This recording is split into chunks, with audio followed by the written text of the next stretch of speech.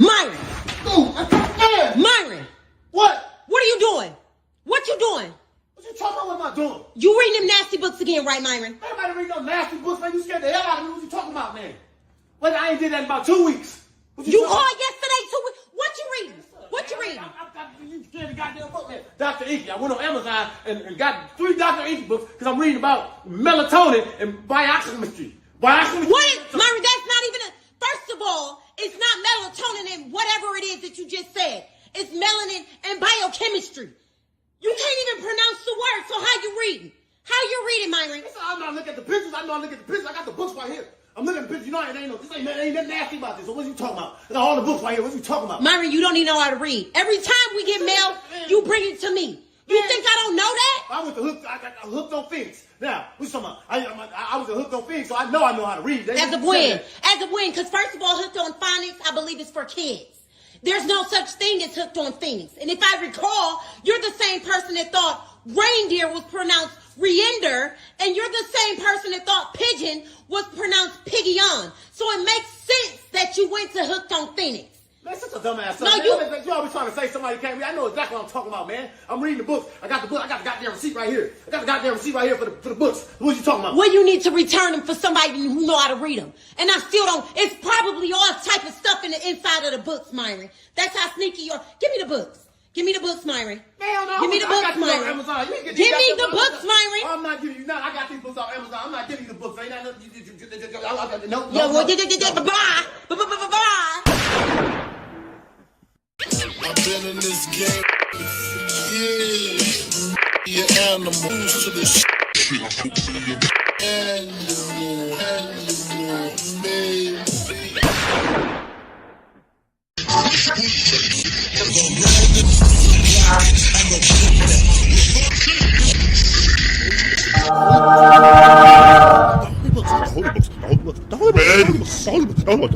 The gods have blessed us. We must act now. We must act now to save us, to save our souls.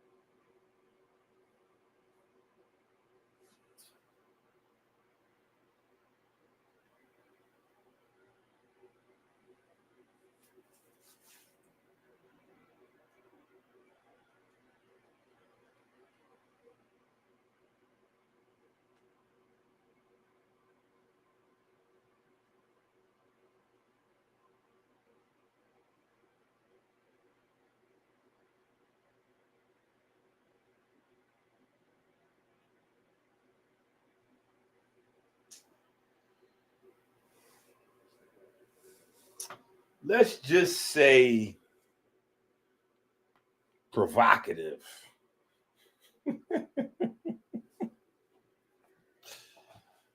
Let's just say provocative.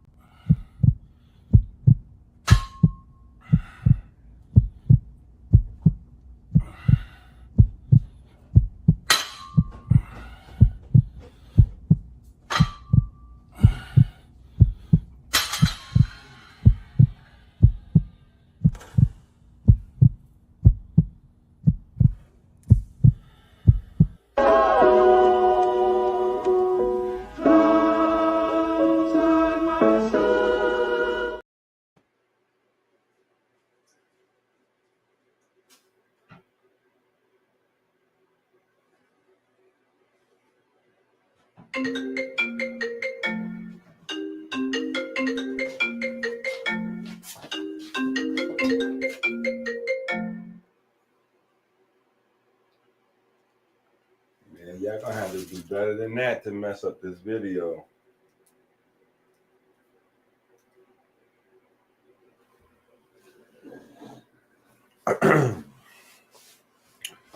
All right, so we're going to do a reaction video.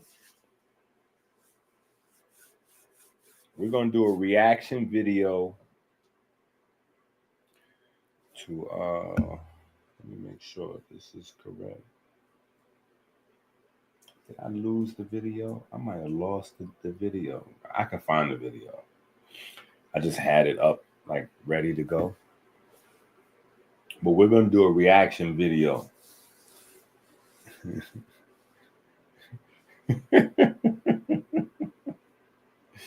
Listen, all of this I got to get all of this out of my spirit before 2025, and I just totally usher in, you know, a different, more calm version of myself. Because I think this is all a part of this video that we're getting ready to review. It's all a part of this this 2024 season,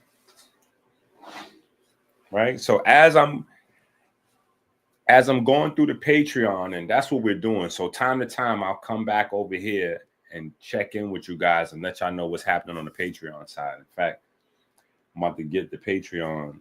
I'm about to log into the Patreon now. I started going through it yesterday, but I don't have everybody's phone numbers matched up. So I'm going to be sending out some messages. But as I was doing that, somebody sent me a message. They sent me a message and they said, "This is urgent. You need to watch this. This is the equivalent of Puff Daddy, blah, blah, blah, blah, blah," right? But it's not in like a celebrity space. Kinda. It's in a YouTube celebrity space, right? So this is the Black YouTube celebrity space, and Billy Carson is one of those Black YouTube celebrities. Now, we're going to react to this video, but there's a lot to unpack from this video. It's a long video. We're going to try to react to the most important parts of the video, but there's a lot to unpack. I said impact. There's a lot to unpack from the video. Where is the garbage trucks? Yeah, so there's a lot to unpack from this video. Seriously.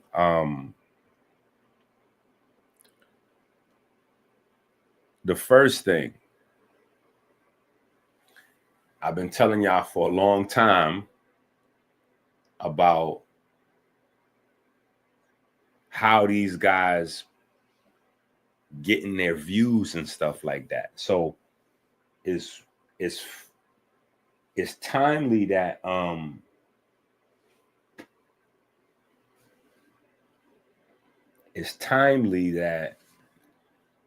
that's why I'm saying this video, we kind of have to go through this video.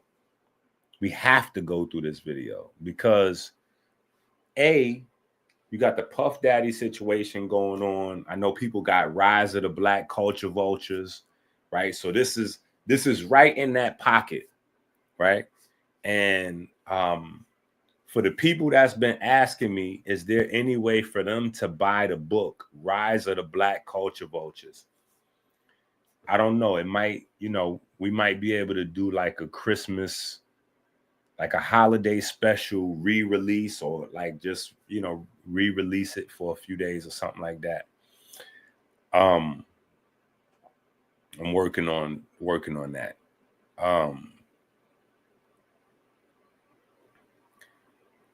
But particularly this, right? So now we're getting ready to find out how he was getting pushed, who was pushing him, who's been backing him up with the bread. Like, so that's in the video.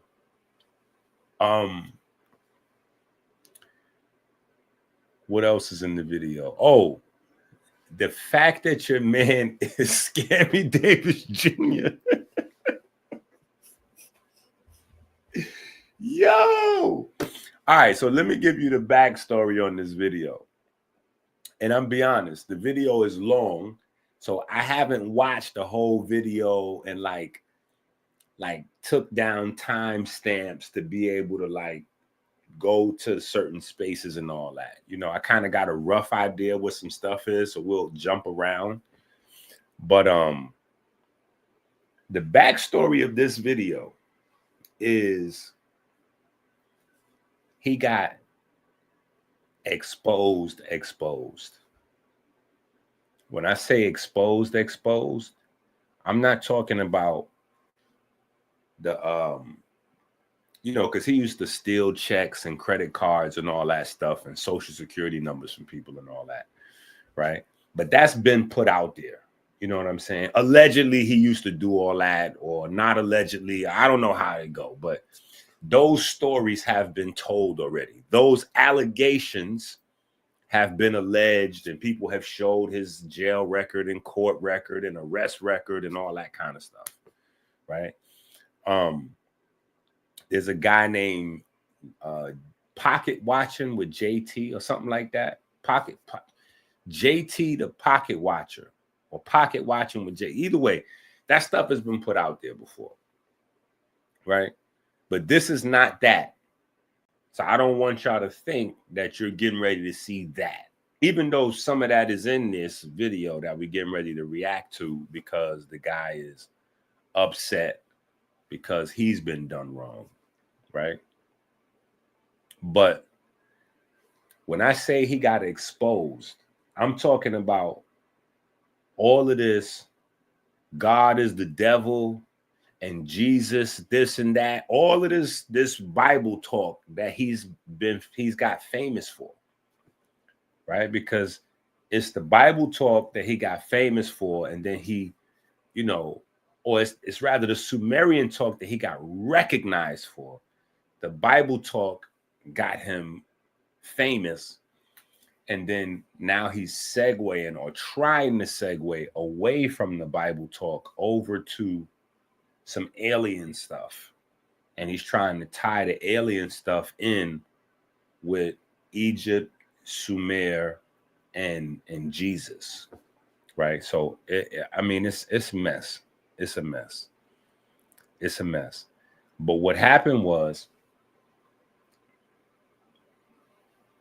and this is kind of what, you know, this is all preface. I'm just prefacing the video while we get prepared to go through it.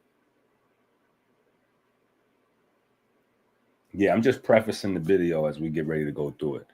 This is one of the problems with being on really large platforms. When you get on these really, really large platforms, you gotta know your stuff. That's the one thing, like how that guy Alkaline City. Think about that example of Alkaline City. Alkaline City was talking his vegan health stuff to a small group of people that he sells food to. In that space where you got a lot of guys coming off the street, smoking blunts, drinking beers, and woo-woo, anything you tell them, because they don't know anything. So anything you tell them along with the vegan food, if you splash Dr. Sebi name around, yo, yeah, Sebi, alkaline, yeah, this is for your mitochondria. Woo. They don't know no better. They don't know no better. And it sounds good. And honestly, from what I heard, the guy Alkaline City, his food tastes good. So he could have honestly been selling his food without no stories attached to it. You know what I'm saying? But it's the swag, it's the drip, it's YouTube, right? Billy Carson went on some large platforms, and you know, he got viral videos talking about Jesus, so people bringing him on these platforms to talk about it. And so the people with the big platforms that his PR people, let me do it correctly. His PR team is getting him booked on these big platforms. And they don't really know anything. They're personalities. So when he says the stuff to them, they don't really have a way to fact check it. Like how we went through, remember when Terrence Howard went on Joe Rogan and Billy Carson followed up, and I was like, bro, this is all gobbledygook. Joe Rogan doesn't know how to fact check that stuff. Plus, as a content creator, if you're talking crazy, it's not necessarily good for the show for Joe Rogan to try to like get into a debate with you or debunk you on the spot. What makes good content is for him to let you get as much of that stuff on the record as possible so that the audience could go crazy debunking it. That's what makes good content. So that's why you got to watch out when you get on a big platform. You get an opportunity. It's a blessing, but it could also be a curse. It's a blessing, but it can also be a curse. In fact, the gift is the curse. That's an old saying. The gift is the curse. You got to be mindful. So Billy Carson gets on a big platform, and finally they're like, yo, you know, we want to fact check this stuff, because initially people are caught up in the sensationalism, right? But here's where the Satanist thing comes in. The Satanist thing comes in because there's only two groups of people walking around. Like, we could categorize people in a lot of different ways, but at the end of the day, you either are with God or you with the devil. Now, when I say that, I don't mean in a religious sense, because I know people that are absolutely atheist or agnostic, but their day-to-day life, their morality and how they deal with other people, they are team God, right? I know people that are religious but their day-to-day morality and how they treat people, they would the devil's team. They would the wicked, you know, they would the other side. They would the ops, right? So we all wear a mask, but at the end of the day, what we do is what defines us. And this is why you have a lot of people out there that are Bible thumping people that yell out, you know, we're saved by grace, because they don't want to be judged by what they do every day. Period.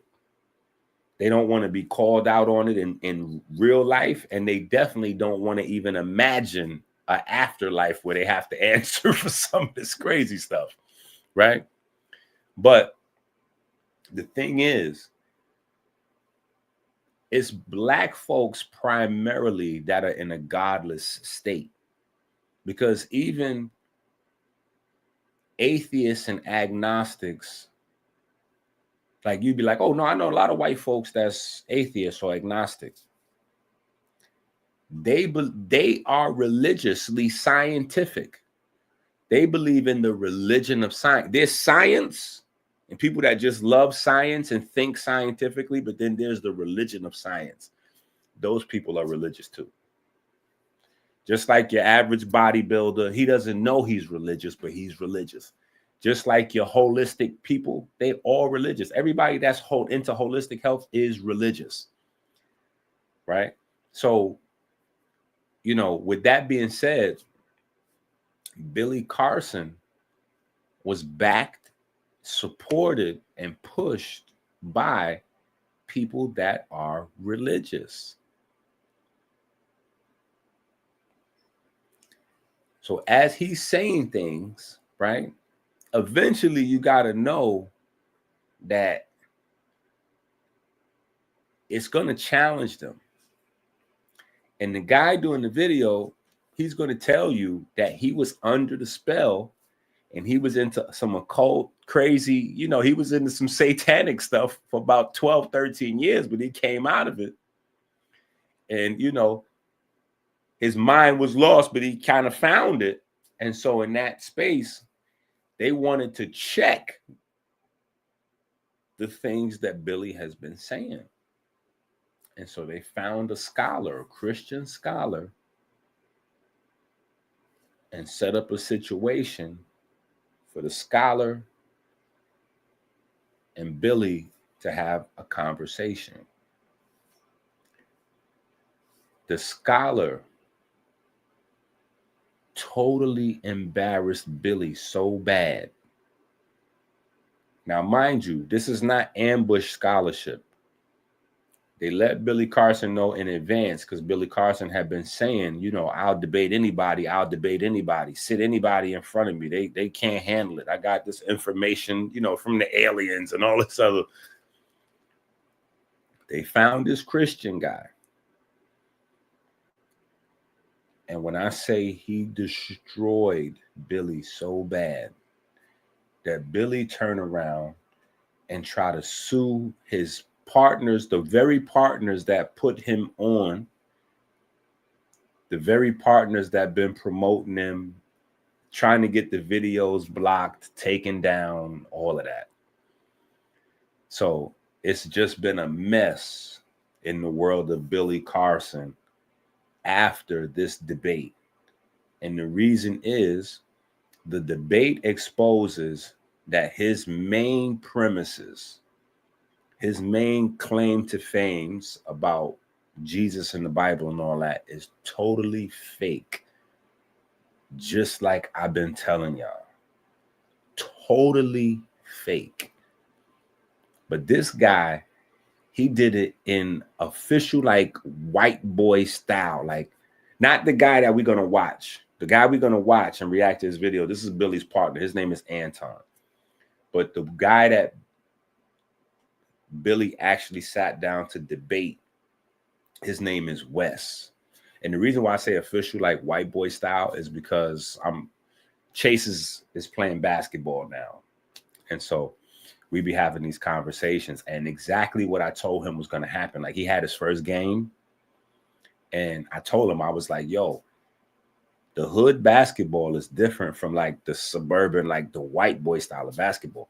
They have a much more classic pass first, you know, open man kind of, almost like Golden State style of basketball. Whereas, you know, the hood kind is like a lot more ISO, you know, a lot more I'm going to take my man off the dribble kind of vibe. And I was telling him, I was like, listen, y'all got whatever y'all got going on in y'all own mind. But when y'all get up to these schools and y'all play these boys that's trained, they're going to whoop you classical white boy style. They don't need a star on the team. The team is the star.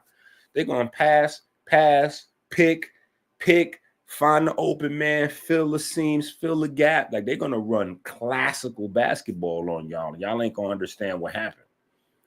And sure enough, they got blown out their first game.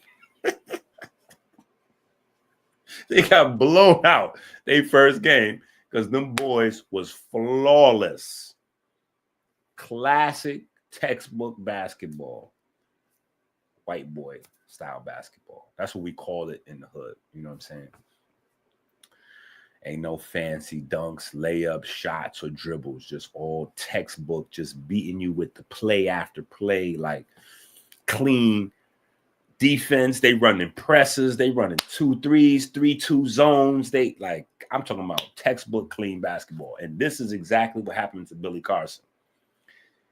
He sat down next to this guy, and maybe he was thinking he was going to sit down next to somebody from House of Consciousness, or, you know, since Brother Rich is the one who's responsible for launching Billy Carson, maybe he thought he was going to sit down in that kind of space.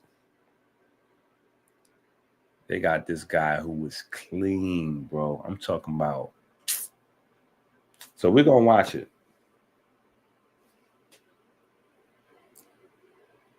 Yeah, the fundamentals. This is what I was trying to explain to Chase. I was like, bro, them boys, you can't beat them boys with one-on-one play. You can't beat them drawing outside the lines. They're not gonna go for none of that. They're gonna be mature and patient and quiet, and they're just gonna stick with the program and whoop you. And when we see what this guy does to Billy Carson, oh, Billy Carson can't come back. He can't listen. Billy Carson can't come back out and teach to anybody that sees this video, these clips, because the whole video doesn't even really exist anymore because apparently Billy has had the videos removed or whatever the case may be. It's crazy. But the clips of him being embarrassed is circulating. He would have to come out and do a whole series of presentations apologizing for lying and misleading people all this time. And this is kind of like the situation Polite was in. There's a time period where Polite had robbed so many people and woo. And we had our behind the scenes community meeting, and we did a live stream with Polite where he was supposed to come out. His uncle Dennis was on that video. He was supposed to come out and apologize and talk about a plan to repay folks and all this and that. And he just doubled down instead of doing that and said, oh, I know Red Pill was scamming. I know who was helping me scamming, and Rich was helping me scamming. And it didn't go well. You know what I'm saying? But Billy Carson has an opportunity, I think, to maintain his following. It's just a matter of, can he shed the ego? Right? Because at this moment, he would have to come out to the people and say, I was wrong. I was wrong. I was wrong. You know, some people are just going to say you was frauding the whole time. You know what I'm saying? Just, it's a wrap. But he would be able to salvage some stuff, I believe, if he came out to the people and just admitted that, you know, he was influenced by some of these, you know. Anyway, I don't know. We'll watch this joint and see.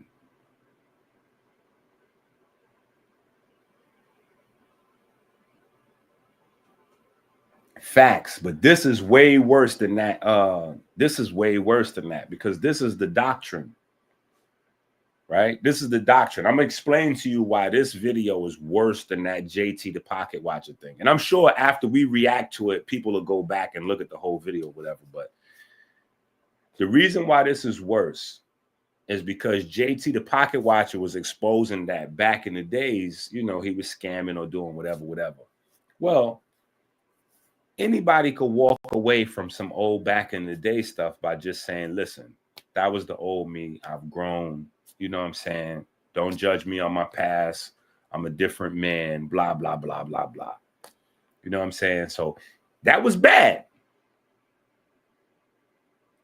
But that's not as bad as this, because this is showing that you never stopped scamming.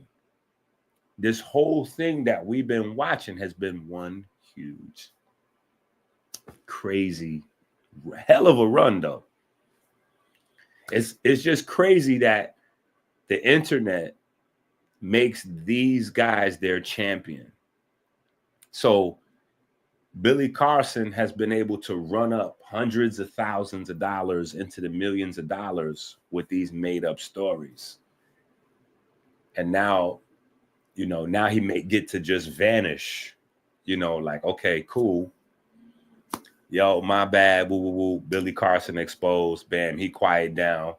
He go off into some other business, and he done already stung, you know what I'm saying? He done already did his thing. So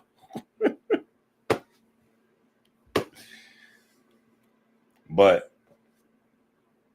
it's important for us to see it for a few reasons, like I was saying. A, so y'all will understand that these are not people that are getting all these views and likes and subscribers because of their content directly.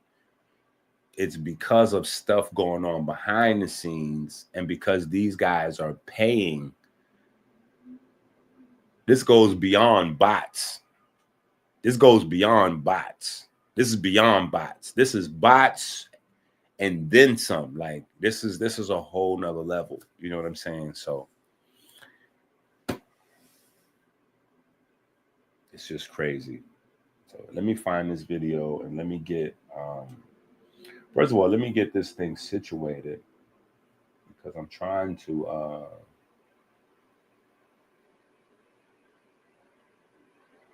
do some stuff over here on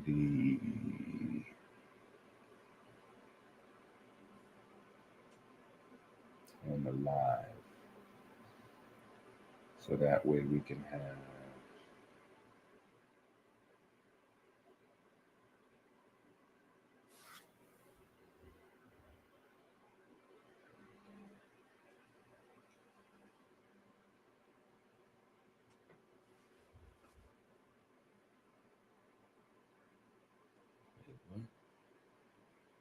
type or paste the YouTube URL. Okay.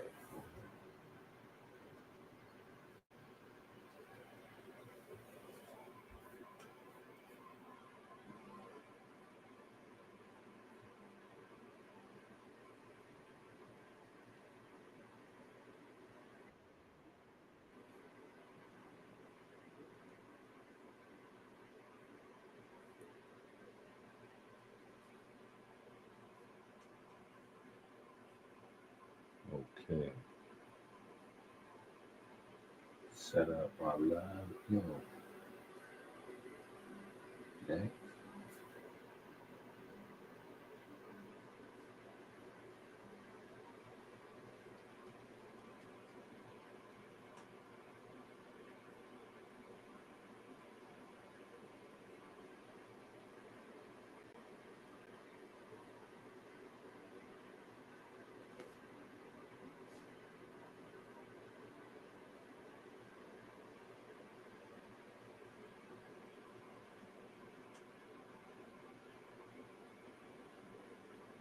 Wait, what?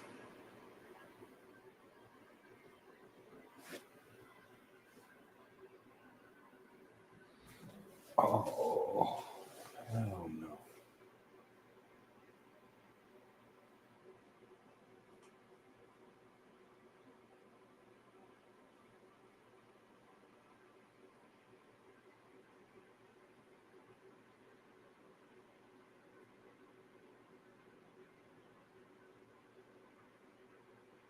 Okay, so this didn't work.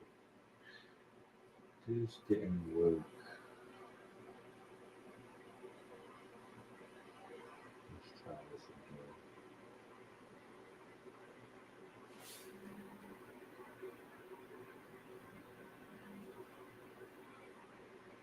Take two. Now, how do I do this? Next. Here we go.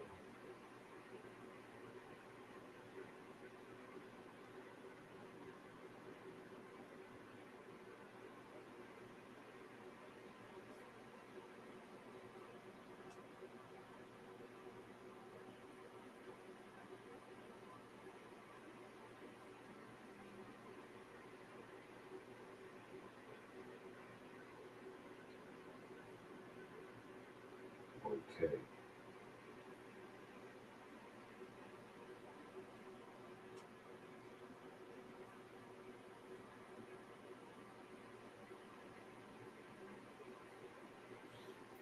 Okay,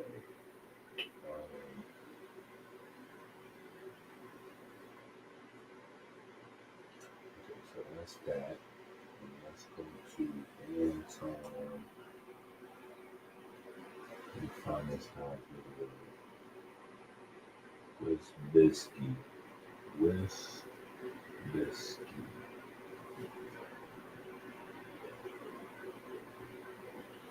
Okay, here we go.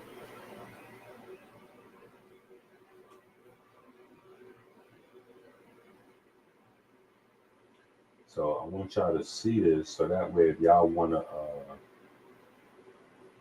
search it, y'all y'all can search it. Yeah, see that? So this is what we're going to react to.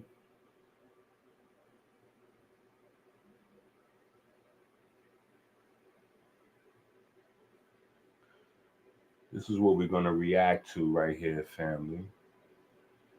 Just trying to get some stuff on my screen cleaned off. I got too much open tabs. Okay.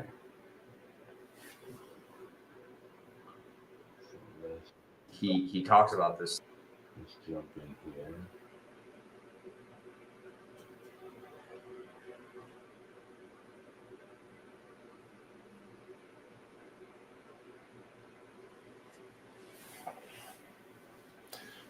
This video is based on publicly available records, verifiable sources, and thorough research. I have made every effort to ensure that the information presented is accurate and supported by documented evidence.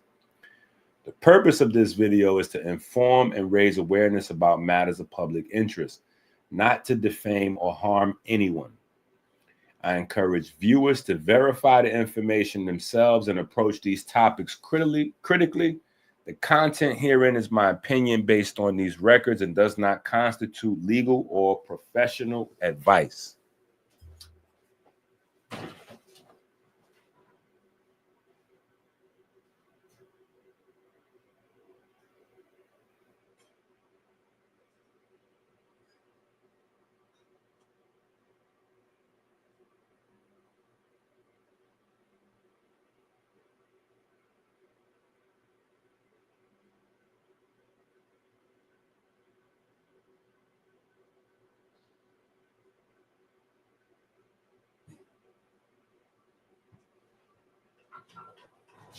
All right, my bad. My tea kettle started whistling.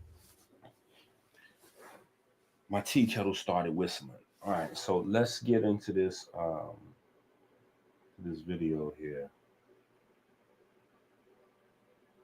Legal or professional advice. Before I get into this very deep dive that is going to open a lot of eyes, I just want to say, I don't really want to do this video. I've spent a lot of intimate time with Billy and Elizabeth, his wife, and I've seen a really, really kind version of Billy. I know there's a very good person in there, but I just can't help but see the other side of him that other people don't really know about. This video is a little bit intense. It could have been 10x more intense, but I think I share what is necessary. And like I said in the beginning of the video, I encourage you to fact check everything I've said. I will say some of these records are harder.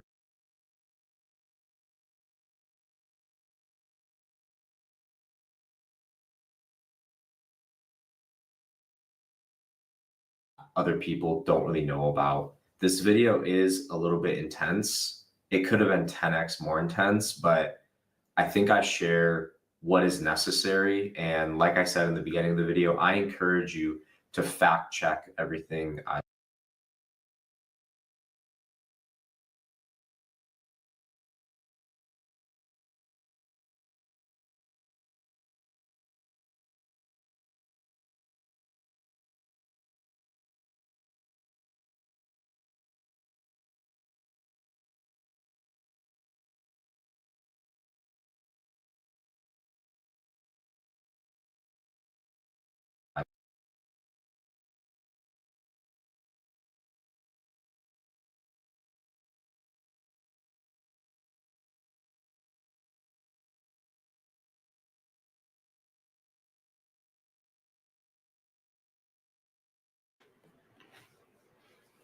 Oh, my bad.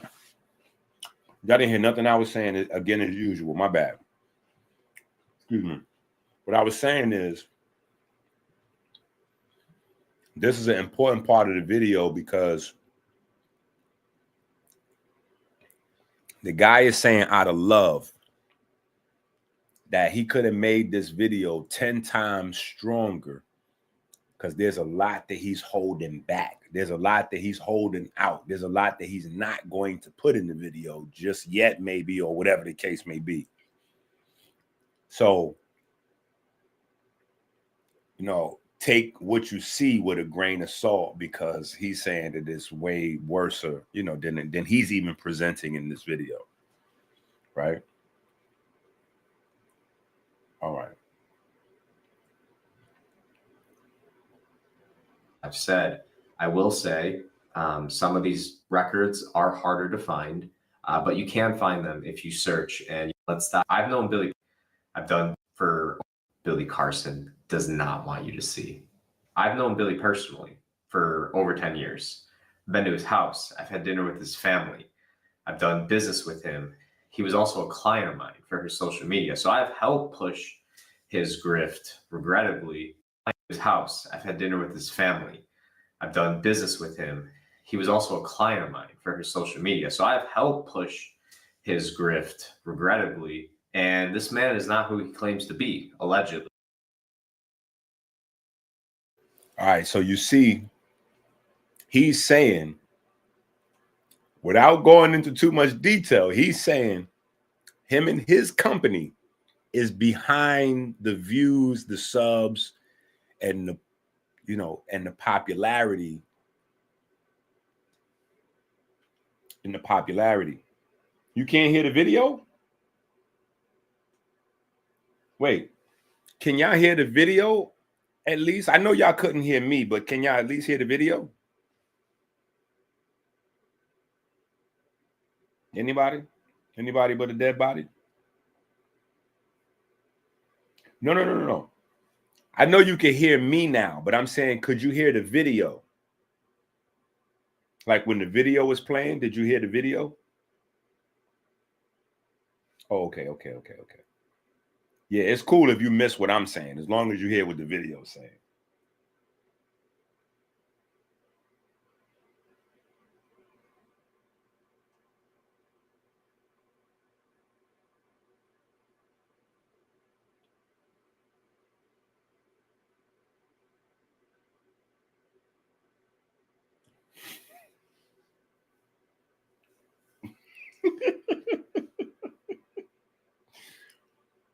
What?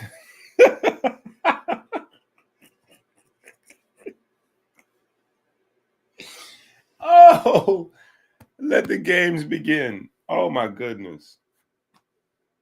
What is happening right here? See, this is what happens when you start all that alien crazy talk.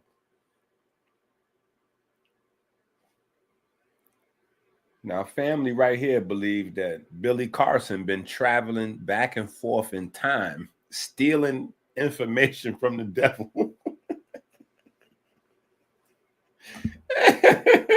Yo, oh my God, my people are perishing for lack of knowledge. This is crazy.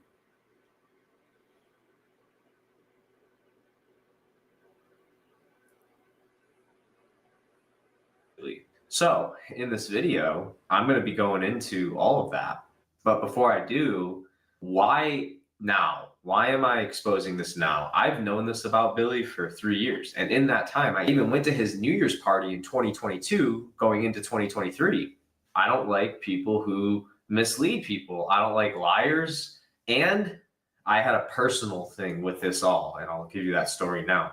When I first started getting closer with Billy, during COVID, there was a bunch of drama that unfolded. And long story short, Billy Carson, to my face, told me and my ex-girlfriend that he was 70 years old.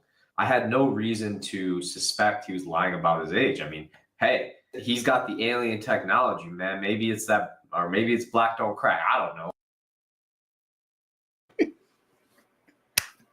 See? So y'all been hitting me up. Right? Y'all, a lot of people hit me up about this. And they didn't think that I knew what they was hitting me up about because of my response. I had already been down this road with Bobby Hemmett, polite, and so many other times that when people was asking me questions about Billy Carson, for the most part, you know, I may say a little something, but I'm like, listen, I'm not messing with, I don't have the time for that. They're not pulling me down into that rabbit hole of confusion. And then at the end of the day, because y'all are in love with the lie, you're in love with the lie, you hate the truth. The truth is, it's no way for us to get away from our own work that we need to do on ourselves, within our family, and within our community. Anything else is fake.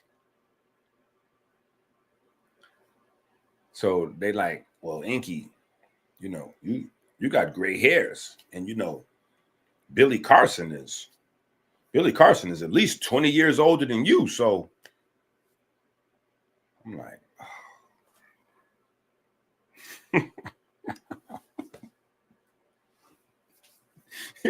Yeah, Billy Carson in the 70s.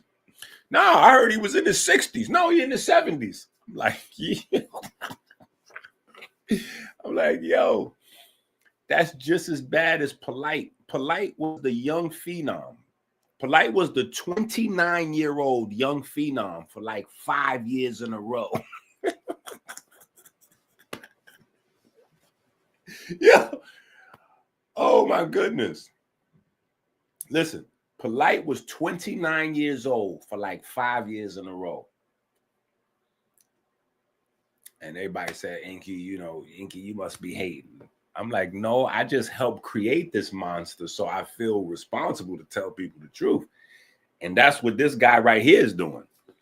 That's what this guy right here is explaining. He's like, no, I'm coming out with this video because I helped create this.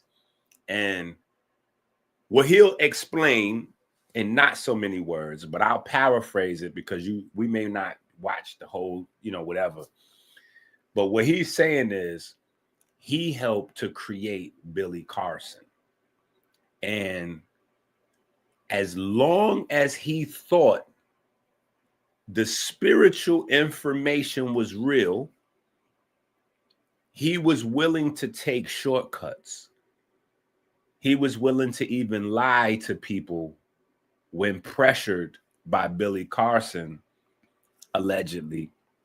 Right? He was willing to lie to people, allegedly, when pressured by Billy Carson to keep the teachings going, because Billy was coming with this teaching, you know, from the aliens. You know, he got teaching from the aliens. Yo, and I've been telling y'all, the aliens is cold. That's telling, they got teachers from demons or whatever they, you know, come, you know, whatever they're conjuring up off all them drugs and anal activity. That's what they're doing. They're doing a lot of drugs, mixing it in with some anal chakra stuff. And then they telling you, you know, I'm getting aliens. Aliens is speaking to me.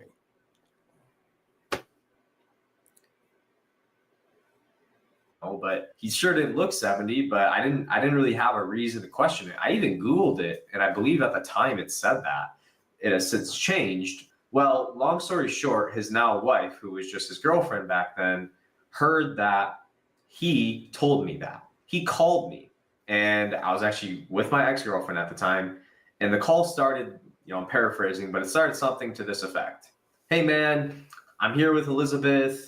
She's hearing rumors that you said that I said I was 70, and I just want to have that conversation with you because remember, we had that conversation. I said I wasn't 70, and that was a lie generated by the internet, and it was going around.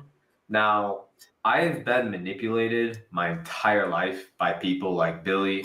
I don't know what it is with me in getting around these people, but it's been a pattern of my life. And in this moment, every part of my being wanted to say, no, you did tell me you were 70. But because of Billy's power, because of his status, because of the unpreparedness, you know, I have every excuse in the book for why I lied like a coward.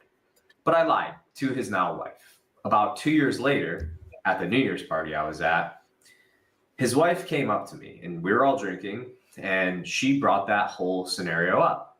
And she was like, that was really weird, this and that. And I was like, yeah, rumors just generate around the internet. So I lied for him again, like a coward. And then I did it a third time. And the third time was with one of his biggest investors, Robert Grant.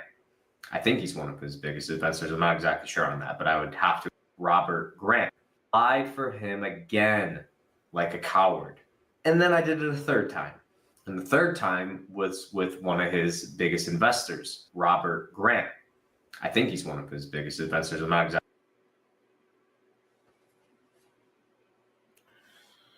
Okay, so now you know the inner workings of the machine. Now you know the inner workings of the machine, right? So I know that y'all want to hear the part about the 70 years old stuff and all that. That's cool. We're going to get to that part, right? But now, mind you, this is his close business partner, and he's having the conversation with Billy's wife, allegedly. So this is all serious information, right? But what I want to highlight is that this guy exists. The guy telling the story is the guy that ran all his campaigns to promote and get him popular, to make him go viral.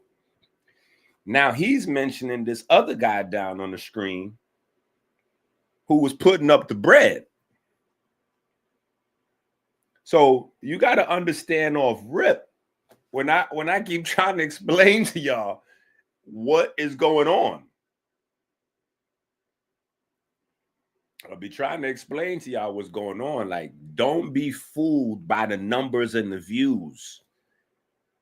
There's a reason why platforms explode and go up.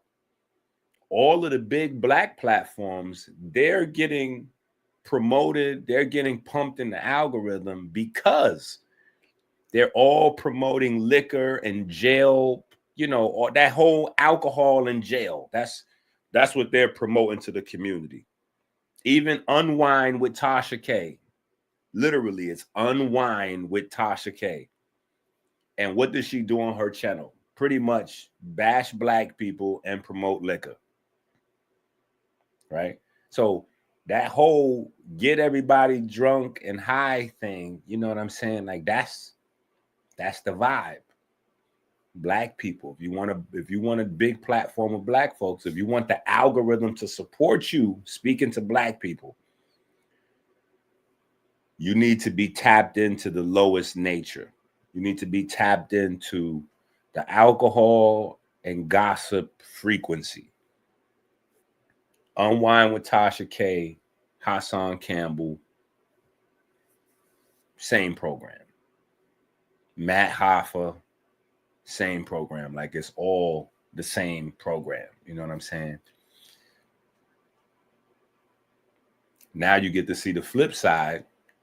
If you can mislead them and crash them into a wall and talk them into circles. And the reason why I say black folks, because Billy is crossed over to a much larger audience. But everybody is not going to take his information and receive it the same way. Everybody's not going to receive that the same way. Muslims that listen to his information, they are still Muslims, practicing Muslims. Christians are still practicing Christians. Catholics are still practicing Catholics. It's the people who have been misled so many times that they don't have a spiritual system that are the ones in danger. You're the people that really believe that Jesus was educated by Thoth and then traveled to Tibet to learn how to reincarnate from Buddhist monks listening to Billy. With a splash of Bobby Hemmett's anal technology. In fact, hold up. Billy Carson been running that angel check program. The magic checks that oh my goodness. Allegedly. Right. But I'm just saying, I'm just pointing some stuff out. That's what we're doing. We're reacting to the video. I'm just giving y'all my reactions as we go through it. Exactly sure on that, but I would have to assume so. I met Robert outside of my connection with Billy. I met him through somebody else. And I run a social media agency that helps push a lot of these kind of new age spirituality type personas. I've done that. I've ran that business for almost 9 years. I've recently transitioned it because of some personal changes in my beliefs. And Robert Grant was the lead in my pipeline. When I had my meeting with Robert Grant, I've recently transitioned it because of some personal changes in my beliefs. And Robert Grant was the lead in my pipeline. Transitioned it because of some personal changes in my beliefs and type personas. My connection with Billy, I met him through somebody else. And I run a social media agency that helps push a lot of these kind of new age spirituality type personas. I've done that. I've ran that business for almost 9 years. I've recently transitioned it because of some personal changes in my beliefs. And Robert Grant was the lead in my pipeline. When I had my meeting with Robert Grant, you create small talk with people to see how, to connect with them and whatever else. And one of the things I brought up is that Robert is close friends with Billy, and I know Billy, and I'm friends with Billy. And Robert goes, "Man, do you know how old that guy is?" And I was just like, oh my God, he's lying to grown men about his age still. Billy has gone above and beyond to delete all of the Instagram lives that used to be on his page where he would say things like this. I cannot find them. He's deleted them. But I did find a couple comments. I'll just share one of them here with you, where clearly one of his followers heard the same exact thing. So check it out. Somebody says, "You're 64? Question mark. I find this incredibly interesting. Just wait. I remember for sure I saw it on Google because when he told me, I couldn't believe him. So I looked it up. And I'm not the only one who found it on Google. Right here. Boom.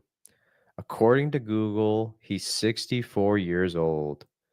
But they also got 4 likes. So there are multiple people on his own page that say these same things. So are we all just making something up, or did he actually spew this lie?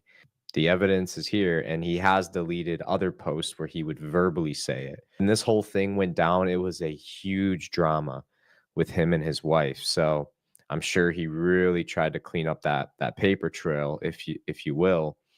And I was still able to find comments. It took a lot of digging. I won't lie, but it's right here. See it for yourself. So that's how my relationship with Billy kind of started. And I'm tired for lying for people like this.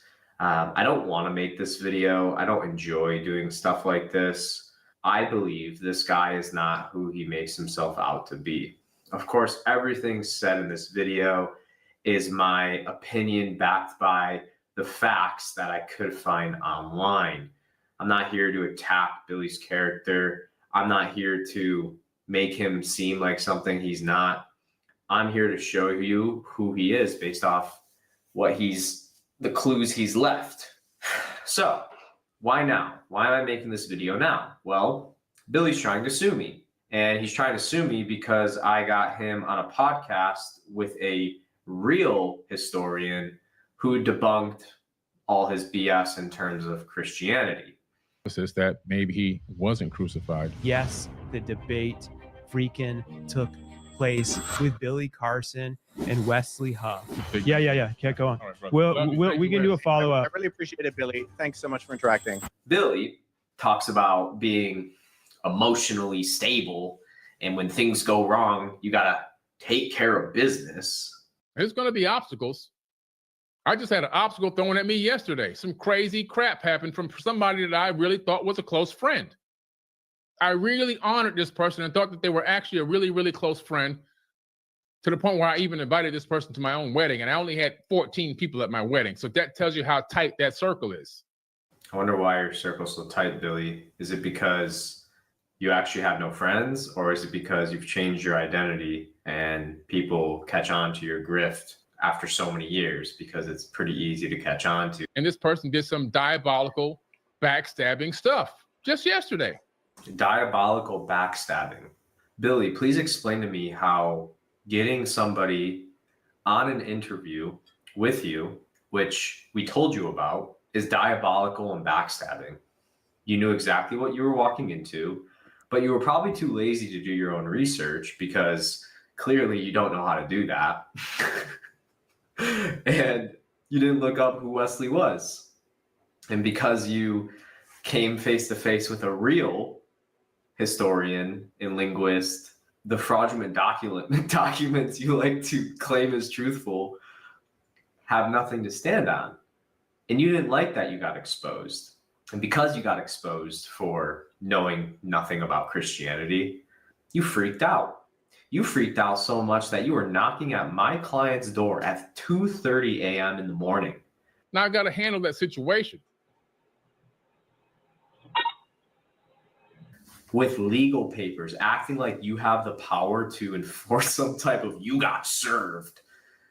You guys, this is the type of person Billy is. Like, he does have a brain injury, so maybe there is something like literally wrong with him. I don't know. But this is like crazy behavior. My client has kids. He has a family.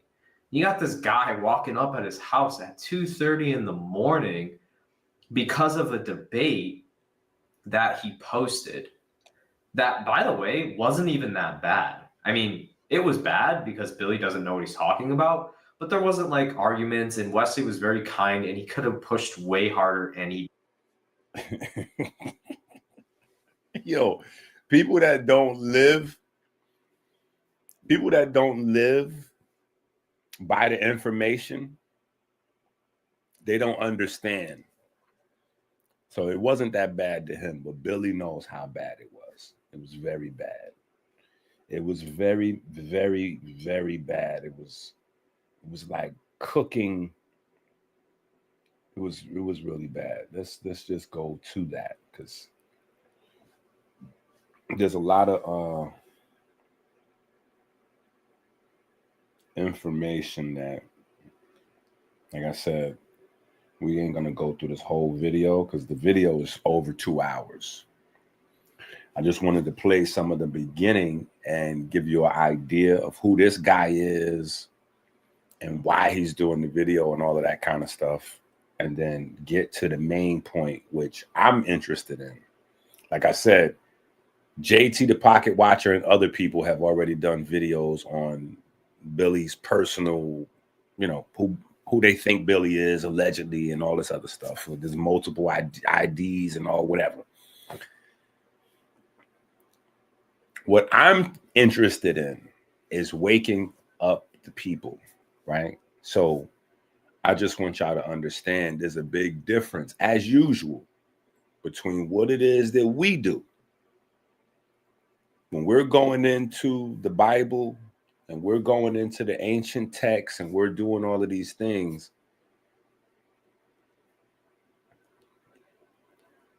I really like to draw a fine line to let people know, we're actually healing people and changing lives out here because the information is concrete, it's sound.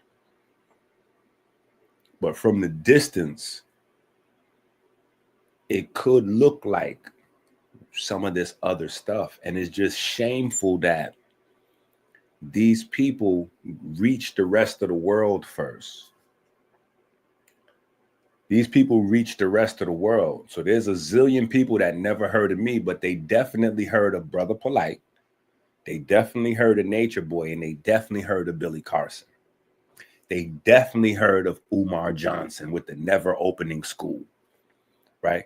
So when you're out and you got the pocketbook, you got the fibroids book, and you're trying to explain to people, listen, this is why I'm telling you, you got to lead with the science. You got to lead with the information. Don't lead with Dr. EnQi. Don't lead with a YouTube video. Lead with the science. Back up the science with the scientific journals, the articles. Lead with that information, because if you lead with anything else, you're going to get sidetracked into a conversation, and the person may not tell you why you're getting sidetracked into a different conversation. But the reason is because they've already had interactions with Umar or Billy or Polite or Nature Boy or some of these other characters, right? And so that takes away, that closes people, that locks. When people get victimized, even if it's financially not a big deal for them, it hurts the culture. It hurts the culture. So you got to know what you're up against. And for the people that kind of believe some of this crazy stuff, you got to know that it's really nothing more than just crazy stuff.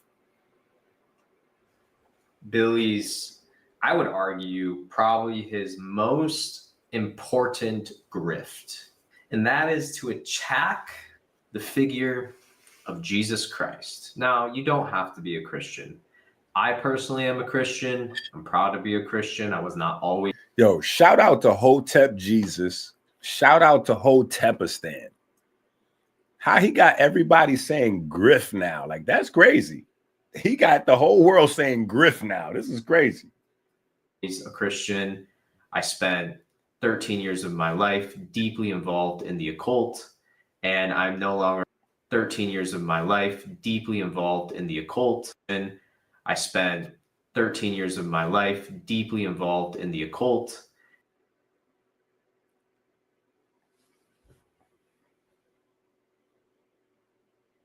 You see that part right there? We can't gloss over that part. So there's really no telling what is in the archive of this guy when he says, listen, this video is going to be kind of intense, but it could be 10 times more intense, because it's stuff that he not gonna bring out, right? But you see what got him. I'm telling you guys, this is why we got to have these kind of reaction review videos, because this is what I'm saying. When you open yourself up and you start engaging, it don't happen like it's a slow process. And you start to, oh yeah, the chakras. Oh, who's teaching it? Oh yeah, okay, well that's deep. Okay, let me get into the deeper system of that. Right? So it's just one little thing they need to snag you with. One little thing they need to snag your interest with, and they're going to take you into a rabbit hole. And by the time you wake up, that's why they always got to promote some type of drugs. Back in the 60s and the 70s, it was LSD. Back in the 60s and the 70s, when this thing first hit America, it was LSD they was pushing on people to keep them stupid and doped up. Yeah, the spiritual revolution in the 60s and the 70s was LSD driven.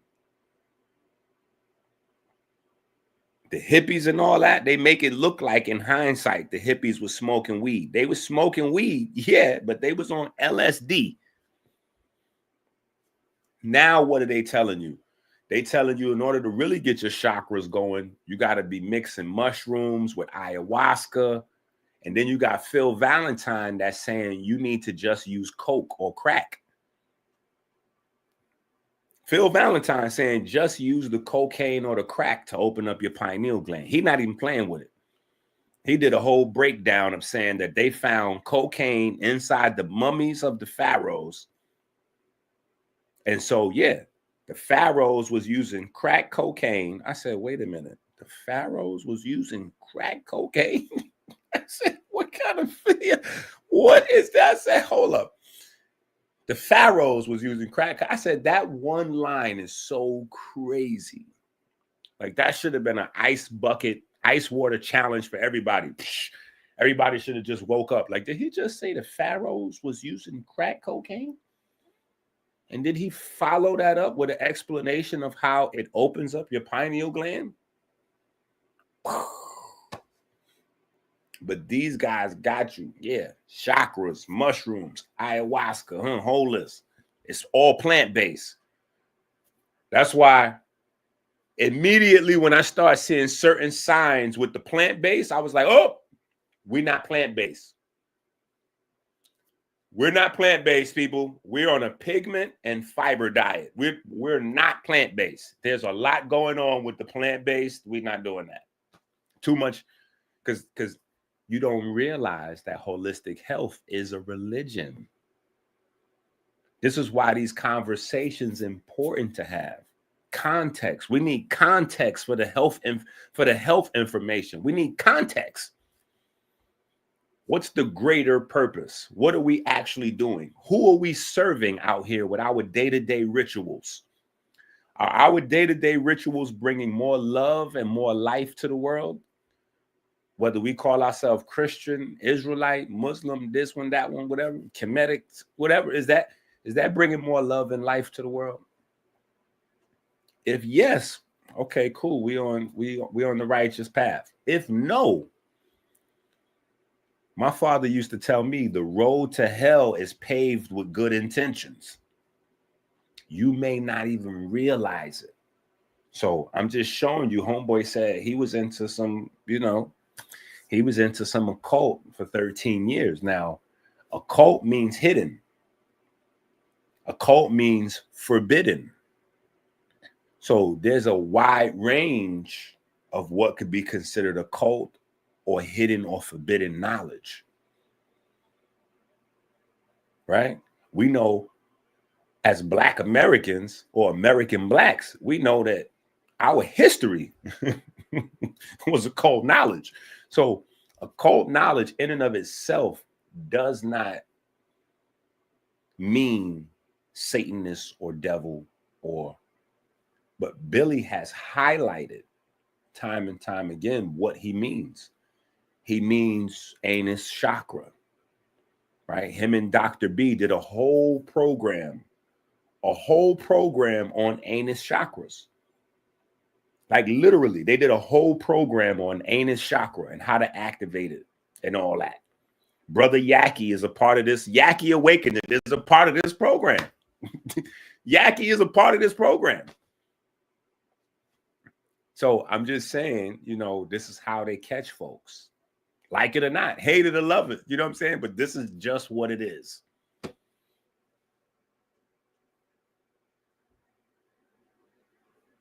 I personally am a Christian. I'm proud to be a Christian. I was not always a Christian. I spent 13 years of my life deeply involved in the occult, and I'm no longer a part of any of that stuff. And now I'm a Christian. And Billy was actually one of the people that inspired me to not be a Christian. Not directly, but indirectly through a lot of his content, because he talks very confidently and makes some very bold claims about the figure of Jesus. And a lot of people believe him. This religion has got to come to an end because it's a farce. And I've been studying this Bible and doing book reports on the Bible since the age of 3 years old. The Lord is my shepherd, I shall not. I give you all these prayers and verses off the top of my dome because I did them so many times. Right. And so, just doing that, it became a part of me and understanding like, okay, well, there's something here. But at the same time, because I studied it so well, I recognized a lot of discrepancies that didn't make any sense to me before I came across the ancient tablets. Right. Billy claims that he's been doing Bible reports since he was 3 years old. And I've been studying this Bible and doing book reports on the Bible since the age of 3 years old. First of all, most 3-year-olds can't even read, let alone do Bible reports. And for somebody who's been doing Bible reports since they're 3 years old, I would expect them to know the Bible a little bit better. But he really has no idea what he's talking about. So I'm just going to go through and look at these a little bit closely, because Billy claims Jesus traveled from Israel to Tibet. Okay, so I'm going to play a clip. In your book, you talk about, in the Emerald Tablets, you talk about how the Emerald Tablets came 36,000 years before Jesus even walked the earth. Yes. And Jesus, when we talk about Jesus, he was a student of the Egyptian mysteries. Yeah. He learned reincarnation. He learned what else? In India, right? In meditation. In India, he learned the mystic arts. In Tibet, he learned Qigong and Reiki, healing with the hands. Yeah. Confirmed by the Dalai Lama, by the way, in recent times. As the information has been handed down and passed down from Dalai Lama to Dalai Lama, This was confirmed through also Robert Grant, who visited with the Dalai Lama, verified just a few years ago, not too long ago. What is so insane to me is that, first of all, Jesus not too long ago. This was your tablets. To Tibet. Okay, so I'm gonna play a clip. In your book, you talk about, in the Emerald Tablets, you talk about how the Emerald Tablets came 36,000 years before Jesus. Mm-hmm.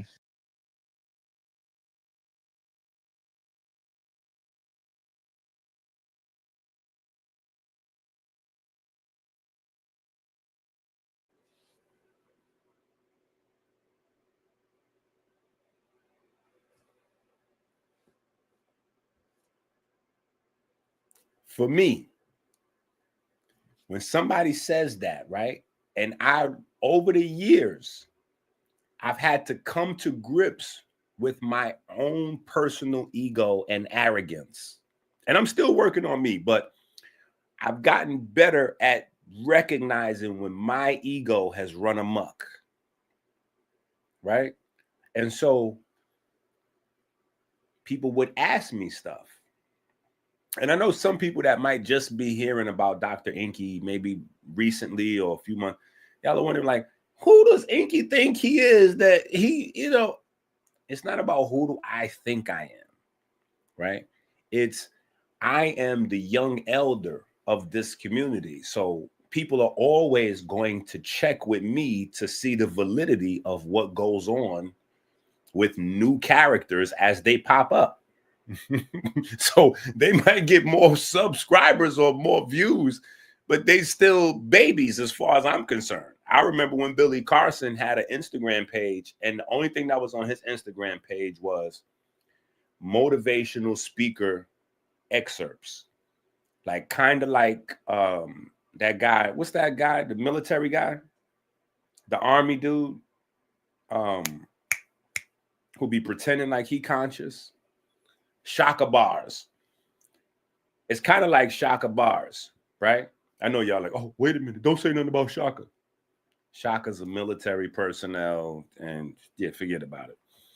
But he would post a lot of content like Shaka bars. I'm not comparing Billy to Shaka, but I'm saying that Billy would like take that kind of content, elephants in the jungle and all this and that, and put, even when you're down, you can still woo. And so because it was basically plain over the top content, a lot of people subscribed to his IG page, and he built his following like that. It didn't have nothing to do. His initial following, nothing was conscious. There was no aliens. There was no Sumerian tablets, nothing.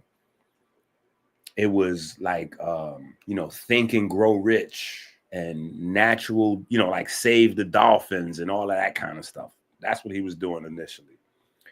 When it started to change, people started asking me like, yo, he talking about Sumeria. Your name is EnQi. What's up with this? I'm like, bruh, how you can't mix the Sumerian tablets. You can't mix the Sumerian tablets with the emerald tablets. Now, you can do that, like for people that don't know anything. You can easily, because it's like, oh, it's ancient tablets, because people look for the simplest thing to hold on to. So you start talking about Sumerian tablets, and then you mix in emerald tablets. Oh, yeah, that's Billy, who breaks down the ancient tablets. First of all, the emerald tablets is gobbledygook that developed from some Greek Arab program. That's not real. There's no 36,000 year nothing. The emerald tablets, listen, we tracing this thing down. We walking this thing down, right? You got the Quran. Then before the Quran, you have the Bible. Before the Bible, you have the pyramid text. During that time period of the pyramid text, during the time period of the Medu Neter, during the time period of Kemet, you have cuneiform, right? You have cuneiform. The problem with cuneiform is cuneiform was a script that many people used that spoke different languages. So you cannot really use cuneiform to nail down a group of people, because it was a lot of people that used cuneiform as a script, something that, you know, multiple people, it was almost like a trade language, because you had the Silk Road, you had the Amber Road, you had a bunch of different trade routes where people was different countries, cities, towns, different types of people was mingling, trading herbs, trading amber stones for electricity and protection spells and all kind of stuff, and, you know, silk, you know, clothes and seasonings and all kinds of whatever, you know what I'm saying? But the emerald tab, matter of fact, let's look up the emerald tablets. Let me pull up some emerald tablets. Let's pull up emerald tablets. We just gotta and I swear I feel like we done looked at this before, but we need to put the brakes on this emerald tablets thing real quick. Let's put some brakes on this thing here. Okay. All right. Let's read this paragraph. Emerald tablets. Not to be confused with the emerald tablets of Thoth, the Atlantean, from 1930. The 20th century, written by the 20th century occultist Maurice Doreal. Now, we're going to stop right there for a second. We're not even going to go no further. As somebody who has actually read the original emerald tablets from, I don't know, like post-Quran Islamic era, when the Muslims was enslaving, this is when it was the Muslim turn to put Kemet in slavery, or Egypt at this time in slavery, right? This is when the emerald tablets pops up. Now, if you don't know any better, right, and you just hearing these stories about ancient tablets, you don't know what's happening. But when he starts to get into that 36,000 years and all of this chakra and the, you know, chakras in your butthole and all this other, when he get into all that, he's mixing up that guy's book. A guy from the 1930s, Maurice Doreal, wrote a book about the emerald tablets, but he did that for his group. And they was into all of the rituals that put you clearly on the other side. They was into that. Right? So this is how we get. This is how you do it. Nah, nah, nah, nah. This is how we get to some of these crazy spaces with some of this wild info.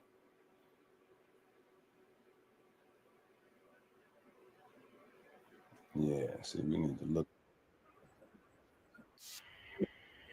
That's how we get to stuff like this. Hold on. Dear seekers of the hidden secrets of the universe. Dear seekers of the hidden secrets of the universe, welcome to this fascinating journey through the veils of the mysterious and the unknown. Dear seekers of the hidden secrets of the universe, welcome to this fascinating journey through the veils of the mysterious and the unknown. Today, we will delve into the depths of esoteric knowledge, where magic and mystery intertwine in a sublime manner. In this portal between worlds, we will unravel the enigmas that the human mind has only dared to imagine, exploring occultism in its purest form. Here, reality blends with illusion. Verbal becomes the key that unlocks the unveiled secrets of the cosmos. And remember, my friends, do what thou wilt shall be the whole of the law. Throughout this journey, we will unveil the mysteries of alchemy, reveal the secrets of the stars, and dive deep into ceremonial magic. I invite all of you to abandon conventions and allow your minds to open to the unknown. Prepare yourselves to challenge the boundaries of what is considered possible and to question the nature of reality. However, remember that the pursuit of occult knowledge requires courage, discipline, and a deep respect for the balance between light and shadow. My dear seekers of hidden knowledge, hidden knowledge, hidden knowledge, hidden knowledge, hidden knowledge, hidden knowledge. Can Doc B touch more on the anus? Oh my gosh. In utero, they say that the first muscle to be created is the anus. And almost all your muscles in your body and also your meridians come together in the anus. Now, I wasn't there, I wasn't watching it, but this makes a lot of sense because that's what holds you together. That's what holds everything in. You see? So that's at the bottom of the pelvis. It's tightening everything. That's your digestive tract. Everything ends there. It is directly opposite your pineal. As above, so below. How you put pressure on it, you have to start at the anus. We talk about this in God Power 2. God Power 1. Please go get God Power 1. If you can't find it, go to elevationtime.com. We still have it there on the website. You can go get God Power 1. But you start this exercise by squeezing the anus. A man has something called a G-spot too. And the only way you can get through it is through his anus. Nah, I don't want my son under no nigga like that.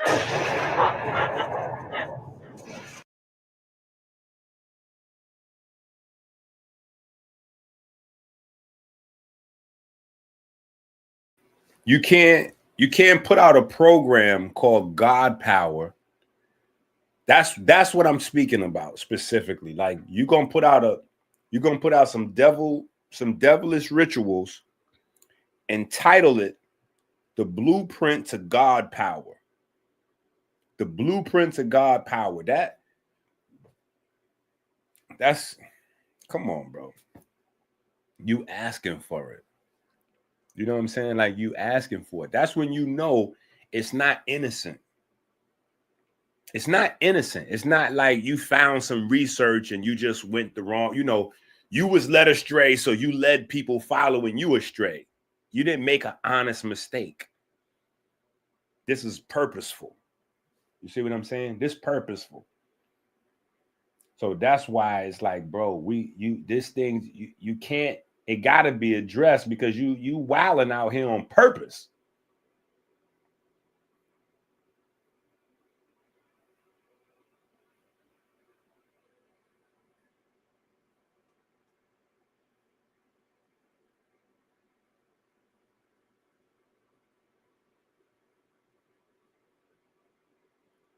In 1930, Maurice Durrell formed the Brotherhood of the White Temple in Denver, having been involved in what? Haven't been involved in what? Come on, man. Come on now. Come on now. Let's wake it up. Come on now.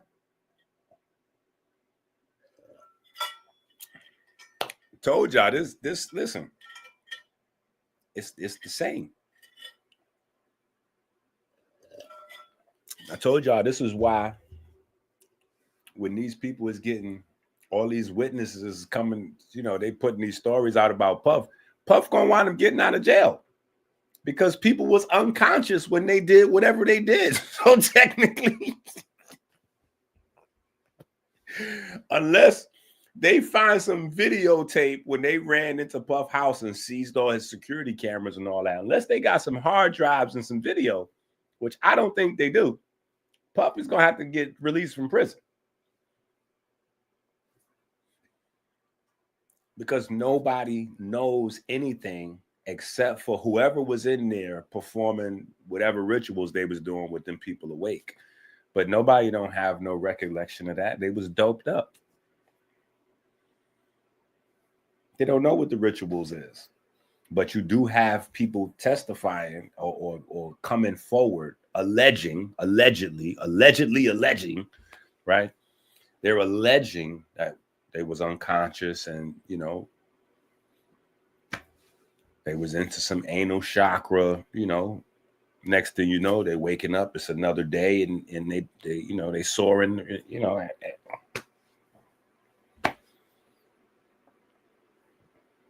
I'm just saying, you know how this thing go. Durrell claimed that in the 1925 visit to the Great Pyramids, he discovered a set of ancient emerald tablets belonging to the Egyptian deity Thoth, whom he reimagined as a king of Atlantis whom he reimagined as a.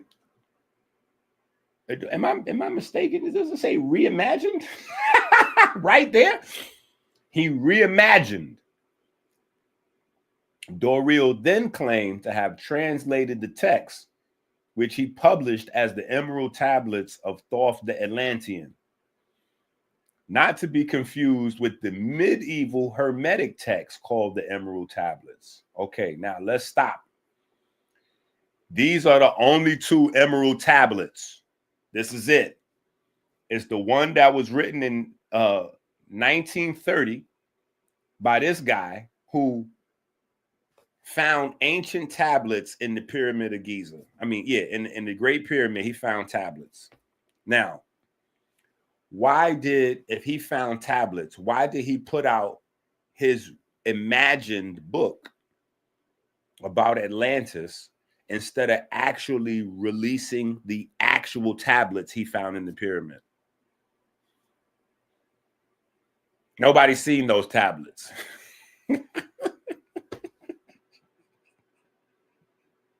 So now let's go back and pay attention. So you got the Emerald Tablets from Madame Blavatsky and Aleister Crowley team in the 30s.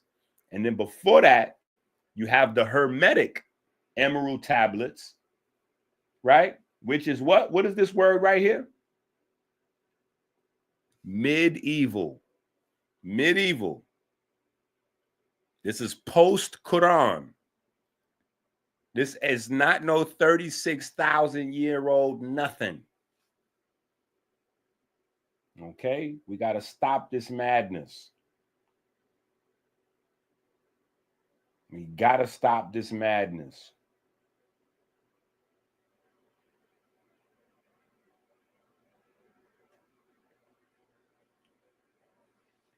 His occult views. Let's see if these occult views sound just like Billy. Because this is the Billy playbook. In 1930, Maurice formed the Brotherhood of the White Temple in Denver, having been involved with Theosophy. He claimed that in 1931 in LA, he met 2 Atlanteans who took him to a cave underneath Mount Shasta. Doril quickly developed the cosmology focused on the inner earth, describing underground races he claimed to have learned about from the Atlanteans. Doril developed theories of an underground serpent race. During the 50s, Doril incorporated aliens into his views. He combined these all into a theory that in the second half of the 20th century, the serpent race would ally with the Antichrist. He believed that there were 3 types of flying saucers, including one piloted by the serpent people who were once icebound in Siberia. They became defrosted and then replaced and overthrew the communist regime in Russia. Full stop. So he believes that serpent people were frozen, defrosted, and now they are the Russians.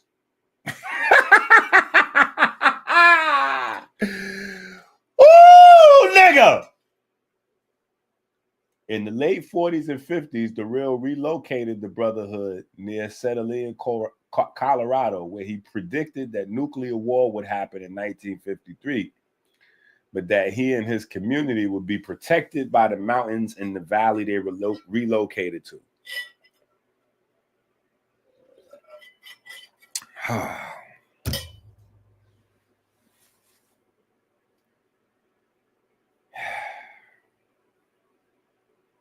Yep. Oh, I know what we have to do before we go off this. All right, so let's go back and finish up with this. Okay? Let's finish up with this.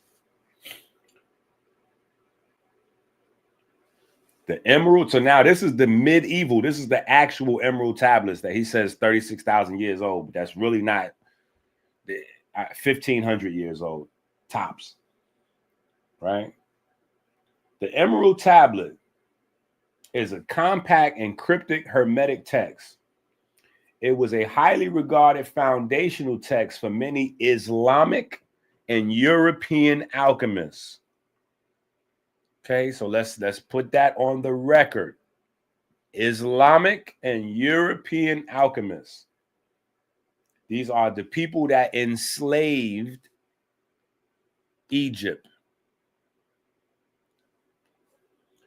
Though attributed to the legendary Hellenistic figure Hermes Trismegistus. Stop again. Who is it attributed to? Wait a minute, Doc. But Hermes Trismegistus is Thoth. And then you make another jump. So you make one jump from Hermes Trismegistus to Thoth, and then you make a huge jump from Thoth to Jehudi.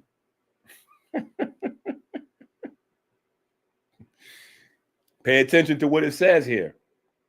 It says the Hellenistic figure, right? Who's the Hellenistic people? That's Ptolemies and company. That's Ptolemies and company. You see, you may not really understand why I be speaking on some of the things I'm speaking on.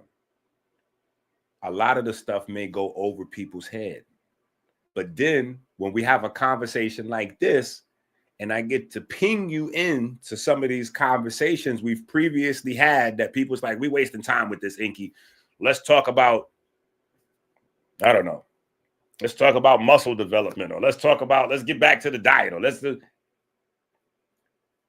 is holistic health. If we're not talking about mental illness, I don't know what we're doing.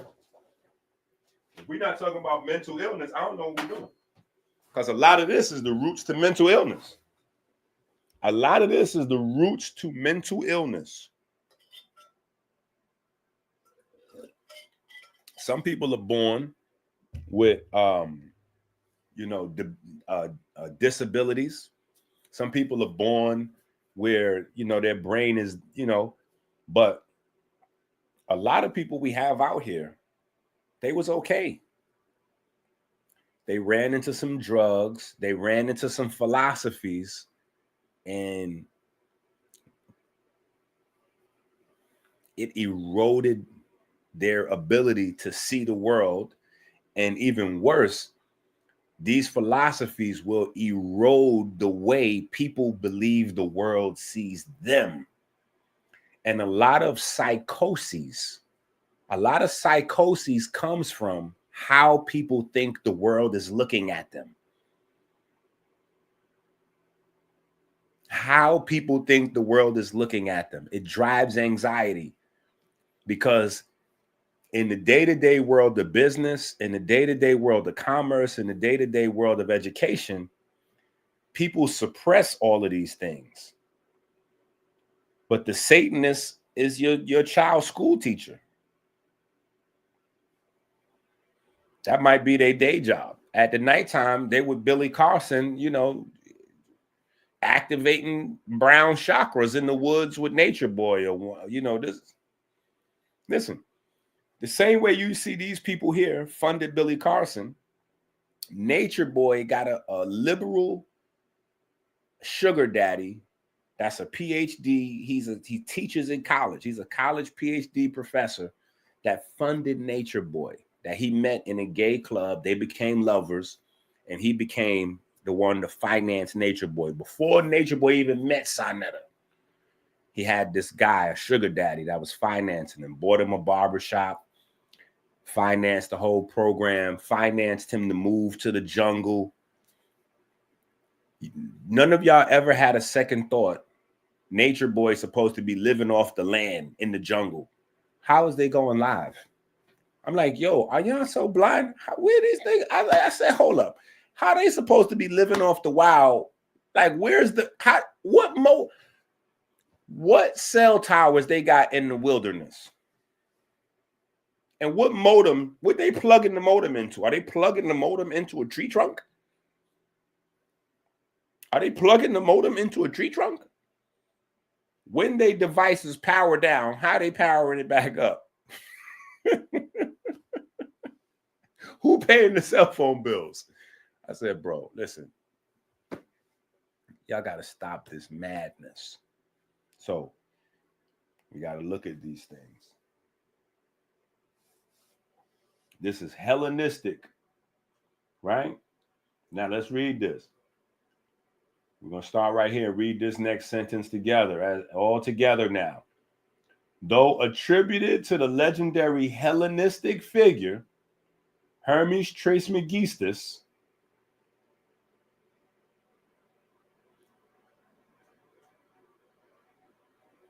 the text of the Emerald Tablet first appears in a number of early medieval Arabic sources, the oldest of which dates to the 8th or 9th century. It was translated into Latin several times in the 12th and 13th century. Numerous interpretations and commentaries follow.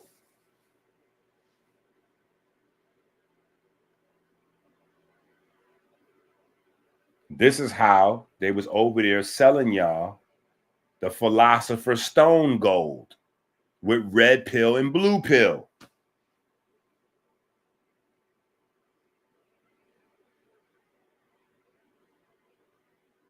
It has been popular with the 19th and 20th century occultists and esoterics, among whom the expression "as above, so below" has become often cited as their motto.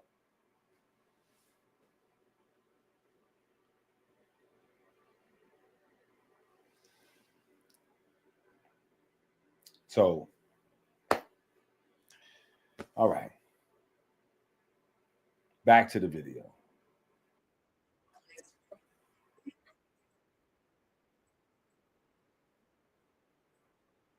Came 36,000 to Tibet. Okay, so I'm gonna play a clip. In your book, you talk about, in the Emerald Tablets, you talk about how the Emerald Tablets came 36,000 years before Jesus even walked the earth. Yes. And Jesus, when we talk about Jesus, he was a student of the Egyptian mysteries. Yeah. He learned reincarnation. He learned what else in India, right? In meditation. In India, he learned the mystic arts. In Tibet, he learned Qigong and Reiki healing with the hands. Yeah. Confirmed by the Dalai Lama, by the way, in recent times. As the information has been handed down and passed down from Dalai Lama to Dalai Lama. In Tibet. What else in India, right? In meditation. In India, he learned the mystic arts. In Tibet, he learned Qigong and Reiki healing with the hands. Yeah. Confirmed by the Dalai Lama, by the way.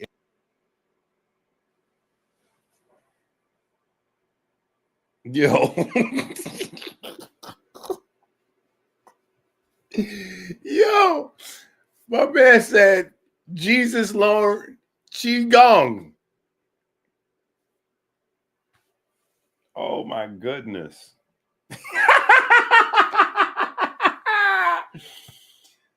Ooh.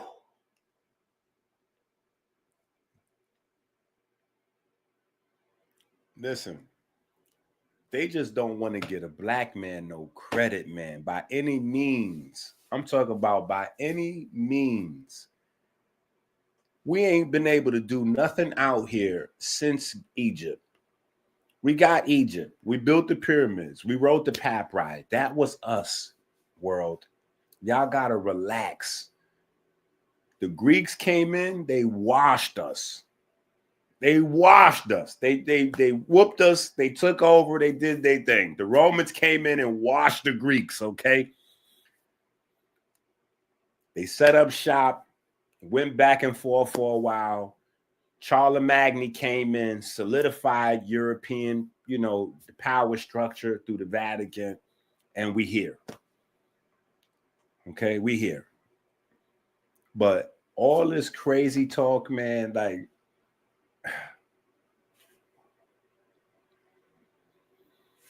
and it starts with stuff that you think is innocent. Oh, yeah, the Great Pyramid is 12,000 years old. And you believe you going along with some helpful information with that. Oh, yeah, the Great Pyramid. No, they got proof because you see, it got the water lines next to the outside of the Sphinx. It got the water lines and they show, Yeah, look at these water lines. This water lines lines up with the cosmic stars, with the alignment with the zodiac, and the water lines of the Sphinx was, yeah, this is so 12,000 years. Why are they doing that? Because 12,000 years, it takes it out of the confines of pre-dynastic Kemet. They snatched the credit away from Khufu. They snatched the credit away from Imhotep. They snatched the credit away from Josia. Now it's 12,000 years ago. Oh, wow. Who could have built the pyramids then? Because Egypt hadn't come to be yet. There is no Kemet. So we wonder who built the pyramids. Oh, we know who built it. The aliens. So you've been getting sold all of these alien stories, and it always has to be validated through Africa. When David Icke started telling y'all all these goofy alien stories, he validated it with Credo Mutwa. He came in with the African, oh, I got a real African bushman, and this he's a sage from the plains of,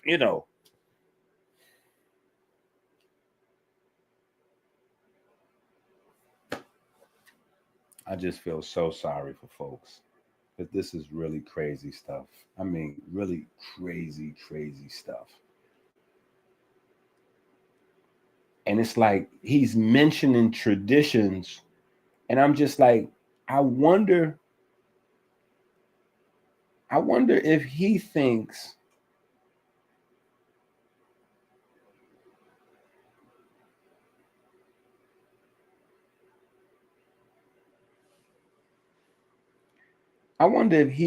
that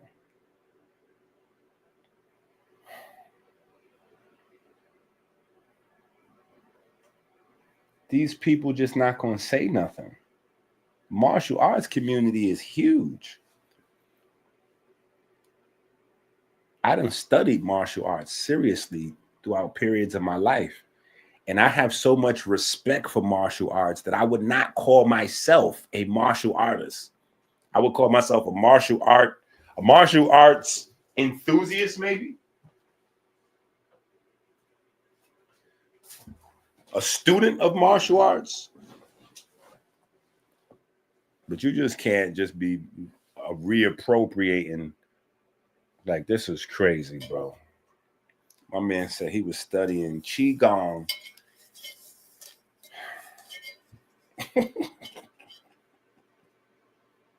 In recent times, as the information has been handed down and passed down from Dalai Lama to Dalai Lama. This was confirmed through also Robert Grant, who visited with the Dalai Lama, verified just a few years ago, not too long ago. What is so insane to me is that, first of all, Jesus's lost years from the Bible start from the age of 12. So logistically, to get to Tibet from Jerusalem, you'd have to go through the Himalayas, you'd have to go through deserts, you'd have to go through mountain ranges, like, let alone knowing how to get there. This one's a stretch, bro. No historian will tell you this is true, because just logistically, the travel is like 3,000 plus miles on foot, and Jesus is a child. Come on, man. Alexander the Great didn't even really make it that far per se. And that was like over, I think, 10 or 11 years of his journey. And he had resources at his disposal, like engineers and support. This guy wasn't traveling alone. So to think this like little 12-year-old Jesus is hucking through the mountains and traveling 3,000 miles on foot there and back, come on, bro. So not only is it just absolutely insane to think that Jesus could ever do something like that, but also there's no connection in his teachings between Hinduism and Buddhism. I studied with Shaolin monks when I was young, so I got a really firsthand experience with the power of Buddhism and those teachings and those kind of Taoist type philosophies. But then when I got a little bit older, I study with Indian and Hindu gurus. Literally, I sat with gurus. They put their hands on my head and initiated me into all types of Hinduist stuff. And I had profound experiences. I won't say I didn't. But what I learned is that, you know, Buddhists and Hindus, their whole thing is like dissolving suffering, unifying with God or Source or Brahman. And life is really about ending suffering. And they believe you do that through, I mean, there's a lot of methods, but one method is yoga. Another method is meditation.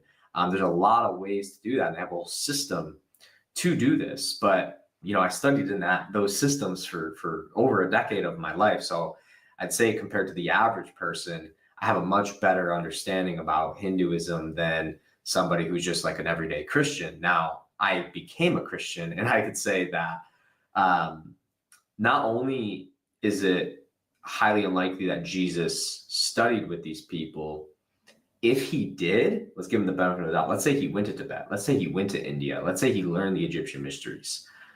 If he did, his teachings directly contradict them in every way, like literally in every way. The way of Christ is to really repent from your sins, to separate yourself from sin so you can move closer to God and the one true God. And also, Jesus never talks about getting rid of suffering per se. Jesus himself is a suffering God.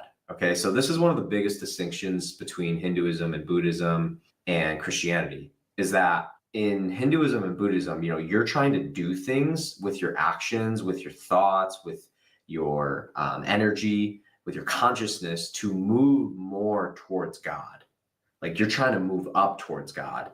In Christianity, God actually came down to us and he showed us the way. And if we put our faith in him and we believe in him, through his grace, we're saved. We don't necessarily have to do anything besides repent and turn away from our own life. So our old life. So it's a whole different philosophy. There's no talk of ending suffering. Like Jesus himself suffered, and you know, people believe he did that because he wanted to bond with us. He wanted to manifest himself into creation to relate with you and I and walk and live a humble human life. Rogan, but he did do it on Andrew Schultz. I know that for sure. Maybe Patrick did that on Joe Rogan, but he did do the crucifixion and denied things like the crucifixion. I actually don't think he did that on Joe Rogan, but he did do it on Andrew Schultz. I know that for sure. Maybe Patrick David. But Billy claims he'll debate anybody. Who have you debated? Whoever did debate. Have you ever had like a public debate with anybody? Like it's on YouTube, we can see, or no? Haven't had a public debate. There's only one person that wanted to debate me, but he only wanted to debate me so that he can clout chase. Is he a big name or no? Well, he's not a big name. He's trying to become big, but you know, I looked him up first. I researched him before I disagreed to do it, and found out that he had did some things like, you know, he had a sexual abuse on a 19-year-old minor. And I'm like, why would I make a guy like this famous? Who is this guy? Is it another YouTuber or? Yeah, I won't give his name because, okay. Yeah. You're open to debating anybody? I'm open, yeah. Okay, so if we set up anything with anyone else that's maybe expert in the area of topic that you know, you're okay with a panel like that? Oh, yeah. Okay, so. Billy claims he'll debate anybody. Yet, when we set up a debate with him with Wesley Huff, he huffs and puffs and threatens us. Do y'all know the person that he's talking about? That's with the 19. Do y'all know who that person is?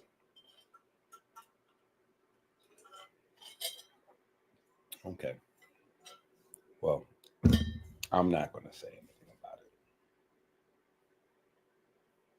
Us with lawsuits because he's terrified people will see it. So I work for Mark, and part of my job with him is to help him prepare for his interviews with his guests. So knowing what I know about Billy, knowing I've watched his interviews just bashing Jesus, I thought, you know, let's start off with something like the crucifixion. Let's hear what Billy has to say about the crucifixion against someone like Wesley, who also has a lot of knowledge and research and education around the crucifixion. If you want to, I guess, go first, Billy, as to how you came about, like the findings where it seems that. Okay, finally. So this is it right here.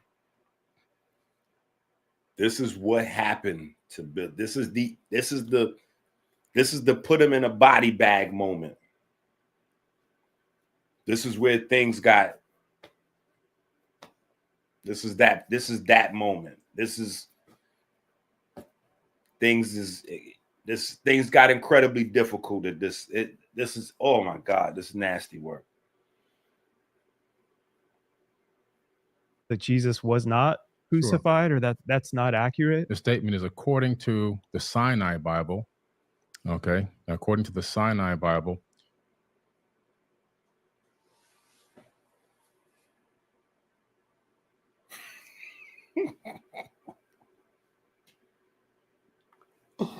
Yo, listen. Shout out to this guy, Wes. This guy is clean. This is what I was talking about earlier when I said he's going to wash him with the traditional white boy style of basketball. He doesn't even. There's a few times where it looks like on the inside you could tell he's cracking up laughing, but on the outside his poker face is immaculate. His poker face is immaculate. Professional scholar and debater. Flawless. This dude is flawless. Flawless, flawless, flawless. I'm talking about airtight, flawless. Like, this guy is tough because he knew he had him right there.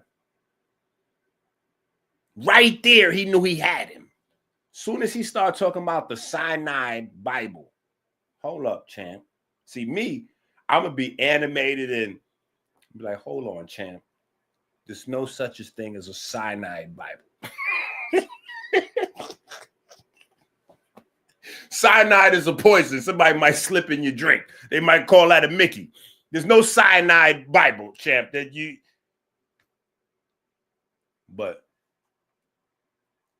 people use purposeful mispronunciations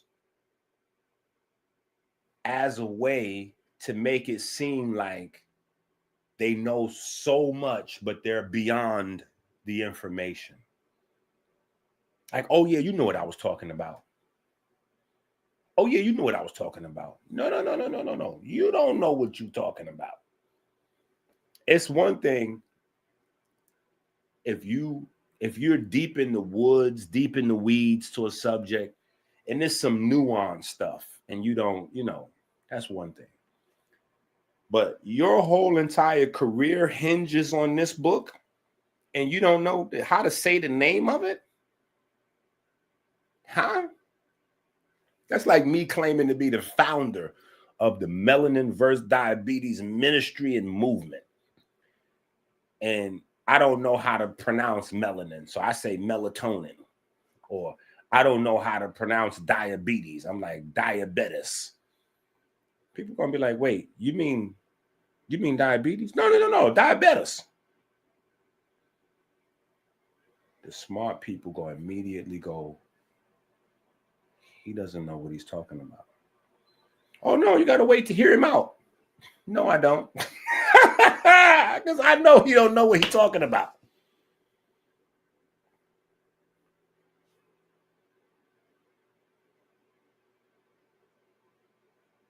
So after this debate, I just want you to know, Billy has flipped on this guy. He flipped on the host. He's flipped on everybody. And research and education around the crucifixion. If you want to, I guess, go first, Billy, as to how you came about, like the findings where it seems that Jesus was not crucified, or that's not accurate. The statement is according to the Sinai Bible. Okay, according to the Sinai Bible, Jesus wasn't crucified in that Bible. That Bible predates the King James Version of the Bible. The text there actually is about 12 to 14,000 differences between the Sinai Bible and the King James Version of the Bible, which came much later. And then also one of the things that were interesting is that They discovered the book of Jesus' wife, which is at the Harvard Seminary. According to some scholars, that's a little controversial, but they claim that this is an accurate record that Jesus may have even been married, which then, adds more, if that's true, it adds more to the hypothesis that maybe he wasn't crucified. I really appreciate the fact that you seem to have investigated to a certain degree some of these facts. Do you mind if I ask a clarifying question? Sure. When you say the Sinai Bible, what are you referring to specifically? It's the biblical text that was written that made it into you can actually look it up on Amazon. It's a Bible called, I have a version at home. It's called the Sinai Bible, right, from Mount Sinai. I'm assuming that's the mountain that they're referencing there. But they put together their own version of the biblical text prior to the King James Version being put out. Sure. So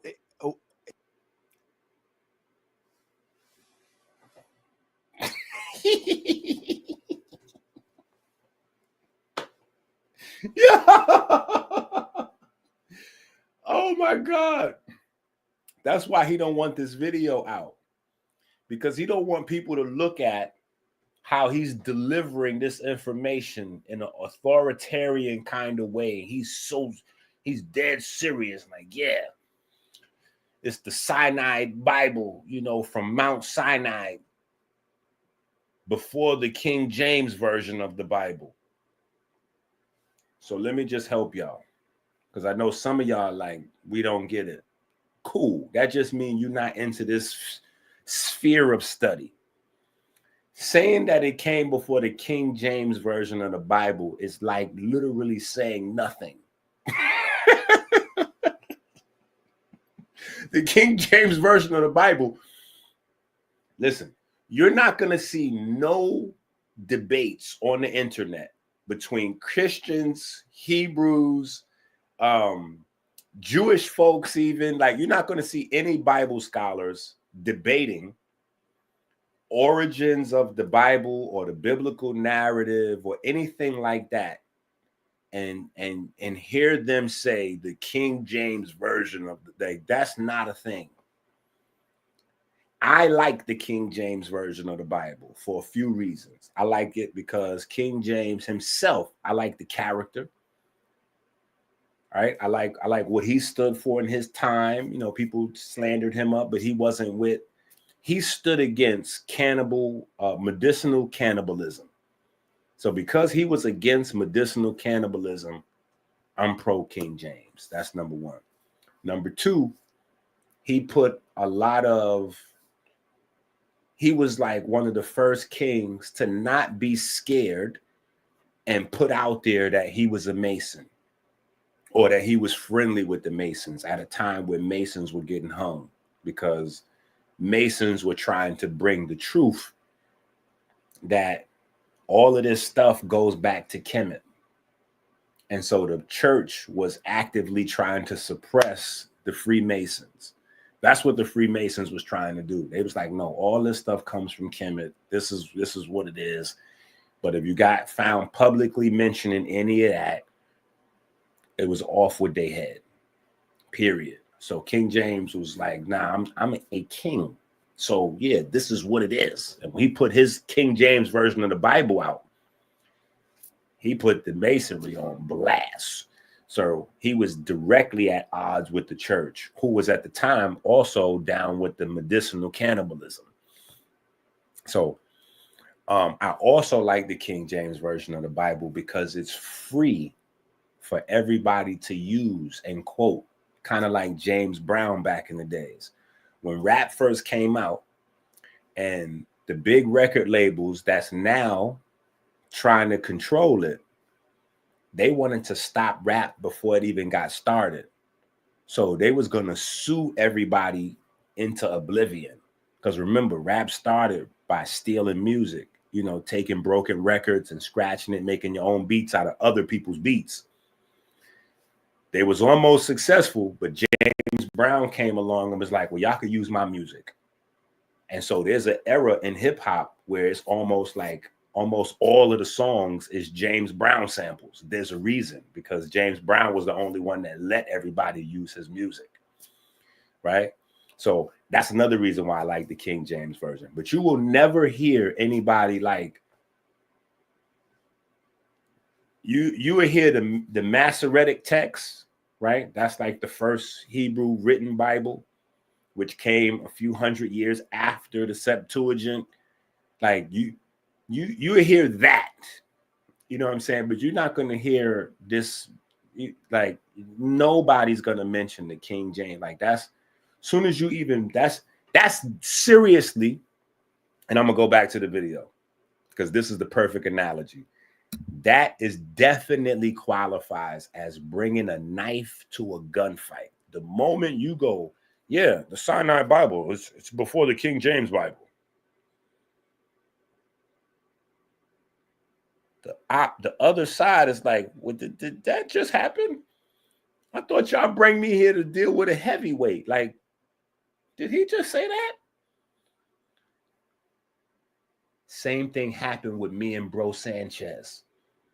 Me and Bro Sanchez, we having a debate for months. People like, yeah, well, Bro Sanchez said this, Bro Sanchez. So it's building up. I'm thinking Bro Sanchez is coming with some high-level firepower. Me and him debated the chakras. Soon as we go on the live stream, he start rolling up his weed and opening up his beers and all that. He like, hold up, you gotta give me a second, EnQi. I gotta get my mind right. I'm like, all right, well, while you doing that, let's just talk about the Upanishads real quick before we get started. And when I mentioned, mind you, we having a debate about the chakras. When I mentioned the Upanishads to him, he said, what's that? I said, in my mind, I wanted to explode, but, you know, I tried to control it as much as I can. You know, I'm animated. I can't really hide my emotion. I'm like, wait, you never heard of the Upanishads? He said, nah, just tell me what that is. I'm like, no. The books, the Upanishads. You don't know what that is? He was like, EnQi, if you just want to just gloat and just teach the... I'm like, yo, what am I doing here? How am I getting ready to debate with this guy? We can't debate chakras if you never read the Upanishads. If you don't even know what the Upanishad... Anyway, let me go back to this video.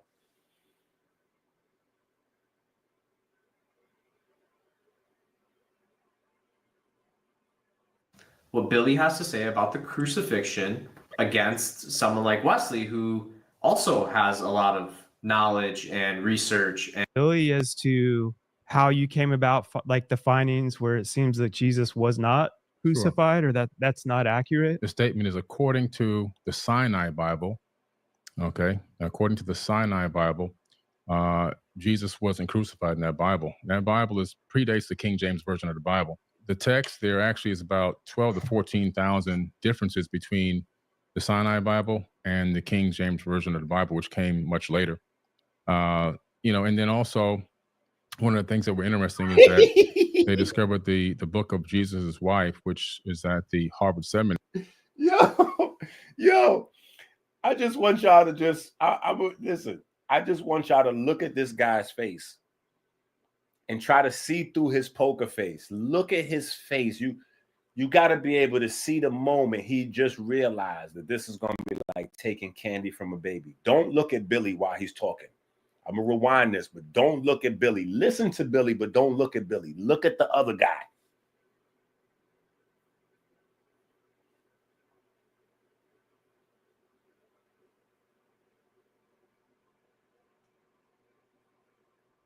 what Billy has to say as a lot of the crucifixion. Findings where it seems that Jesus was not crucified, or that's not accurate. The statement is according to the Sinai Bible.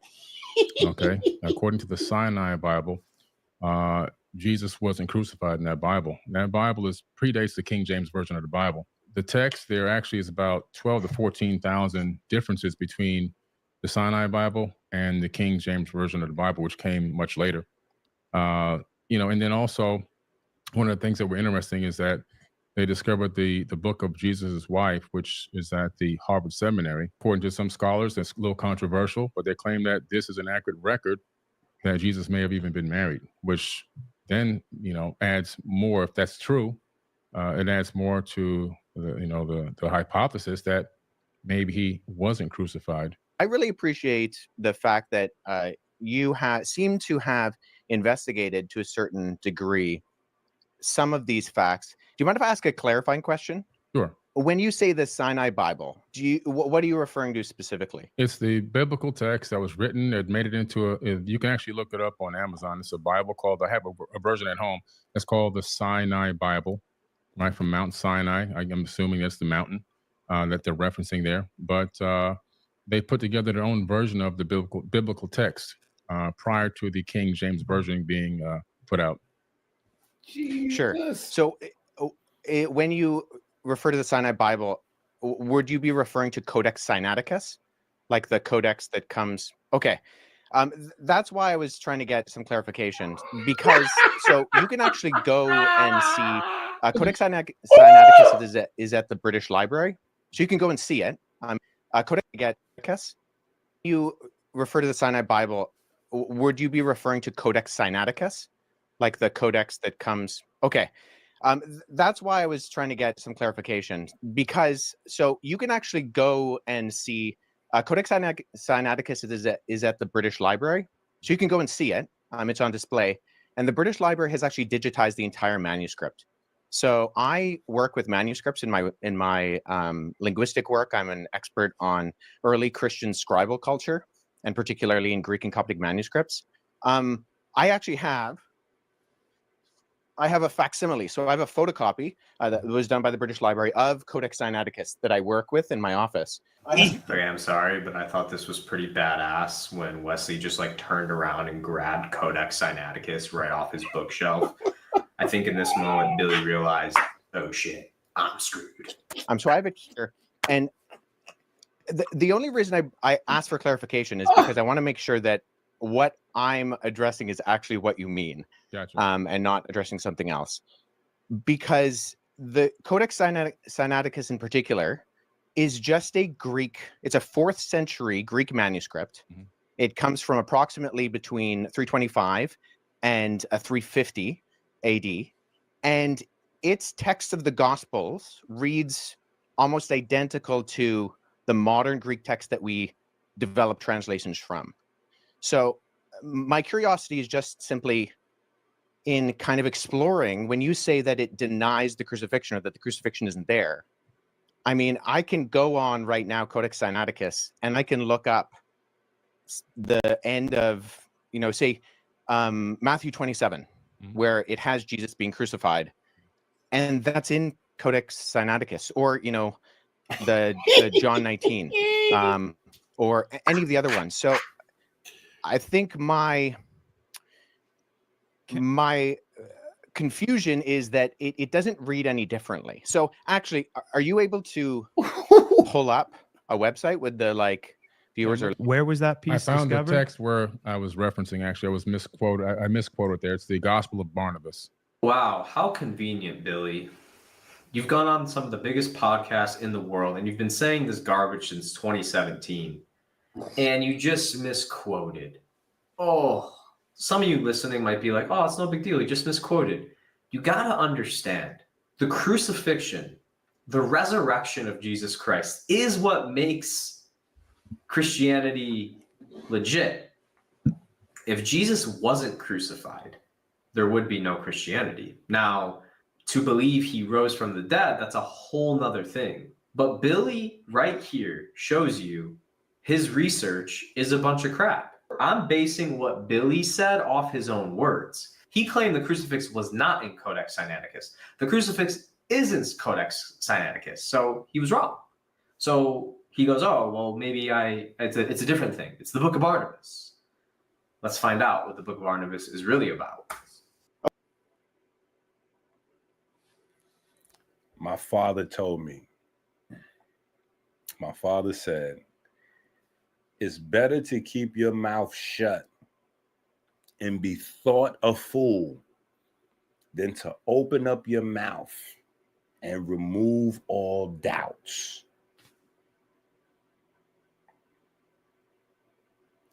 Listen, sometimes you really got to know, like the Kenny Rogers, you got to know when to hold them, know when to fold them, know when to walk away, know when to run. Listen, I'm going to tell you, when Homeboy said, you mean Codex Sinaiticus? No. Because I've got the facsimile. No. Because I've got the facsimile. Right? You mean, oh, wait a minute. You mean the ancient rare text that nobody's got? You know, you mean this? You mean this one right here?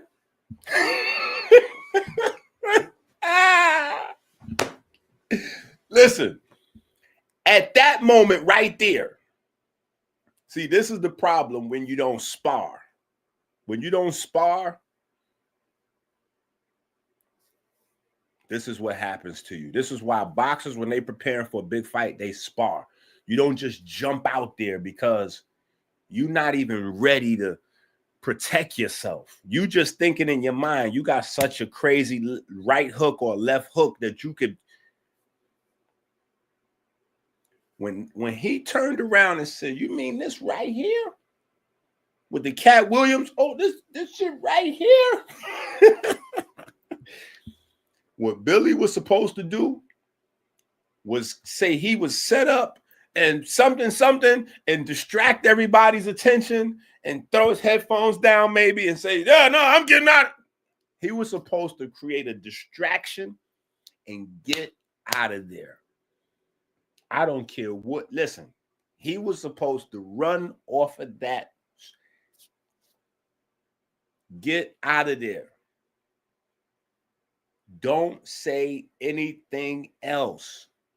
This is the menace to society moment. Did you say you bought the beer at 10:45? Yeah, because I bought the beer. You know you just messed up right now, don't you?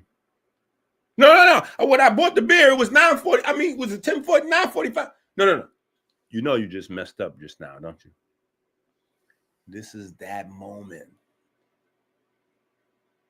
Because he turned around and pulled out the Codex Sinaiticus. Now he got to go to his phone. Nothing was on his phone. That was all fake. That was anxiety.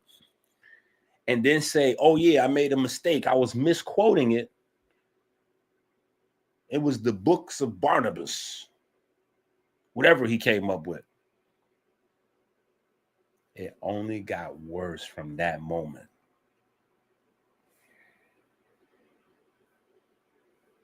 Okay, yeah, well, so that's good. So let's deal with that too, because I've actually worked with, there are two manuscripts of the Gospel of Barnabas. The Gospel of Barnabas is a really interesting document because it is a known forgery. And so that's why I think it's important to get to these sources. So at the very start of the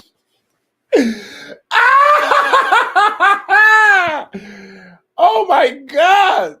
Why did he stay in there? My man said the Gospel of Barnabas. No, I mistake this Codex Sinaiticus for the Gospel of Barnabas. He said, oh, well, no, that's great. Because there's two copies of that. I've been working with them, and it's a known forgery. Oh my goodness, boy, this is crazy. I've actually worked with, there are two manuscripts. Let's find out what the Book of Barnabas is really about. Okay, yeah, well, so that's good. So let's deal with that too, because I've actually worked with, there are two manuscripts of the Gospel of Barnabas. The Gospel of Barnabas is a really interesting document because it is a known forgery. And so that's why I think it's important to get to these sources. So at the very start of the Gospel of Barnabas, which we only have two copies of. If you go to look up the Book of Barnabas on Google, you can literally find within 2 seconds that it's a fraud. I know how conspiracy theorists think because I used to be one as well. It's not a fraud because of what it says. It's a fraud because of how it's written. There's errors in terms of location. There's errors in terms of spelling and copy. It's not just a fraud because of what it's saying. And if you want to learn about that more deeply, Wesley's entire career pretty much is based around this type of stuff? Can I really trust what's in the Bible? I have two copies of. One is in Italian and one is in Spanish. We see right off the bat that the Gospel of Barnabas, not to be confused with either the Epistle of Barnabas or the Acts of Barnabas, which are two apocryphal documents from the 2nd century, but the Gospel of Barnabas in particular,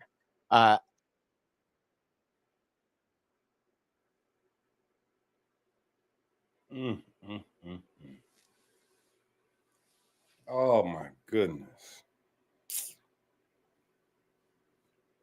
This is crazy, bro. This is crazy.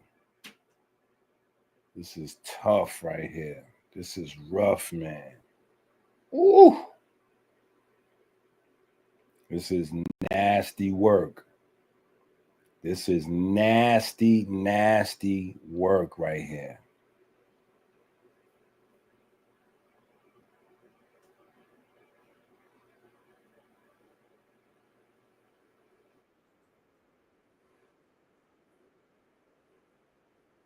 of. One is in Italian and one is in Spanish. We see right off the bat that the Gospel of Barnabas, not to be confused with either the Epistle of Barnabas or the Acts of Barnabas, which are two apocryphal documents from the 2nd century, but the Gospel of Barnabas in particular, we know it's a forgery because it does things like in chapter 92, it says that Jesus spent 40 days on Mount Sinai, and then he came to the Jordan River and he walked to Jerusalem.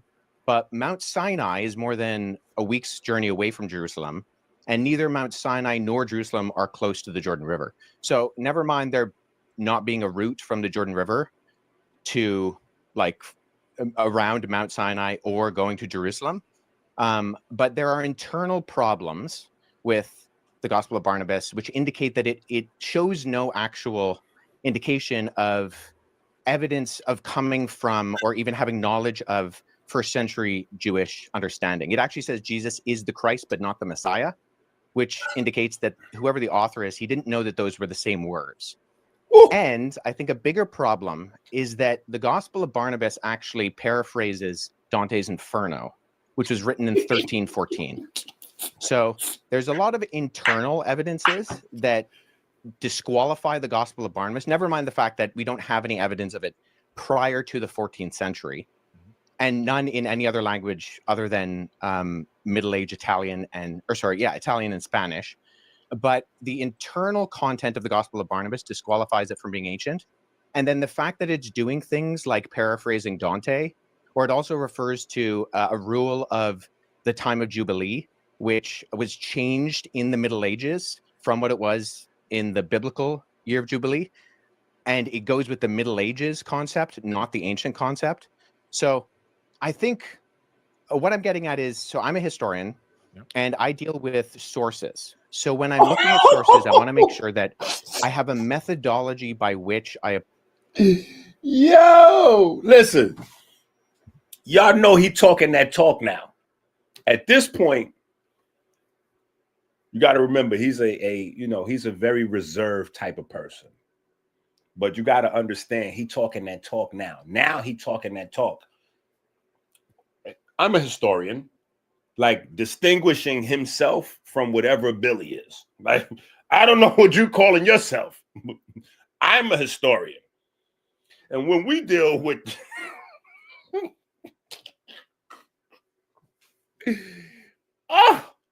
blood on the walls, blood on the windows. This is bad.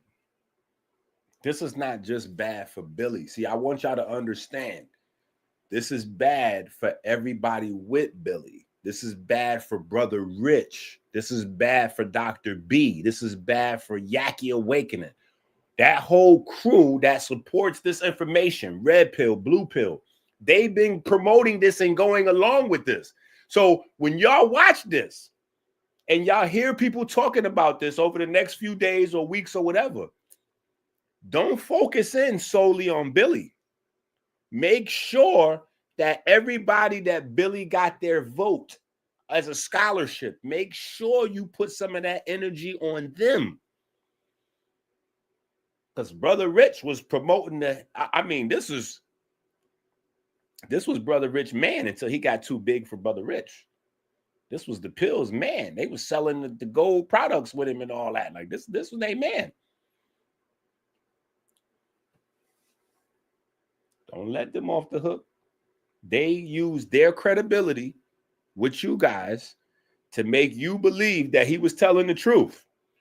If he wasn't standing next to these characters that you all believe in, oh yeah, that's the pills, you know, yeah, that's the pills. They would say me. Yeah, that's Brother Rich, you know, he was saw. If it wasn't for them standing next to this guy, y'all would not have believed him.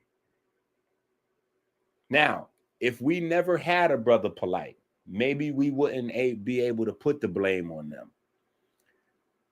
But after we have a Brother Polite, how you stand next to Billy? Billy is an arm of Dr. York. Dr. York got all kind of invisible arms still reaching into your mind, messing around. Where you think they getting all this talk, Billy and his Emerald Tablets folks, about all these underground races and all that? That's out of Dr. York books. They just not going to say they coming with Dr. York info because everybody knows where he's at and why he's there. But that's that Dr. York.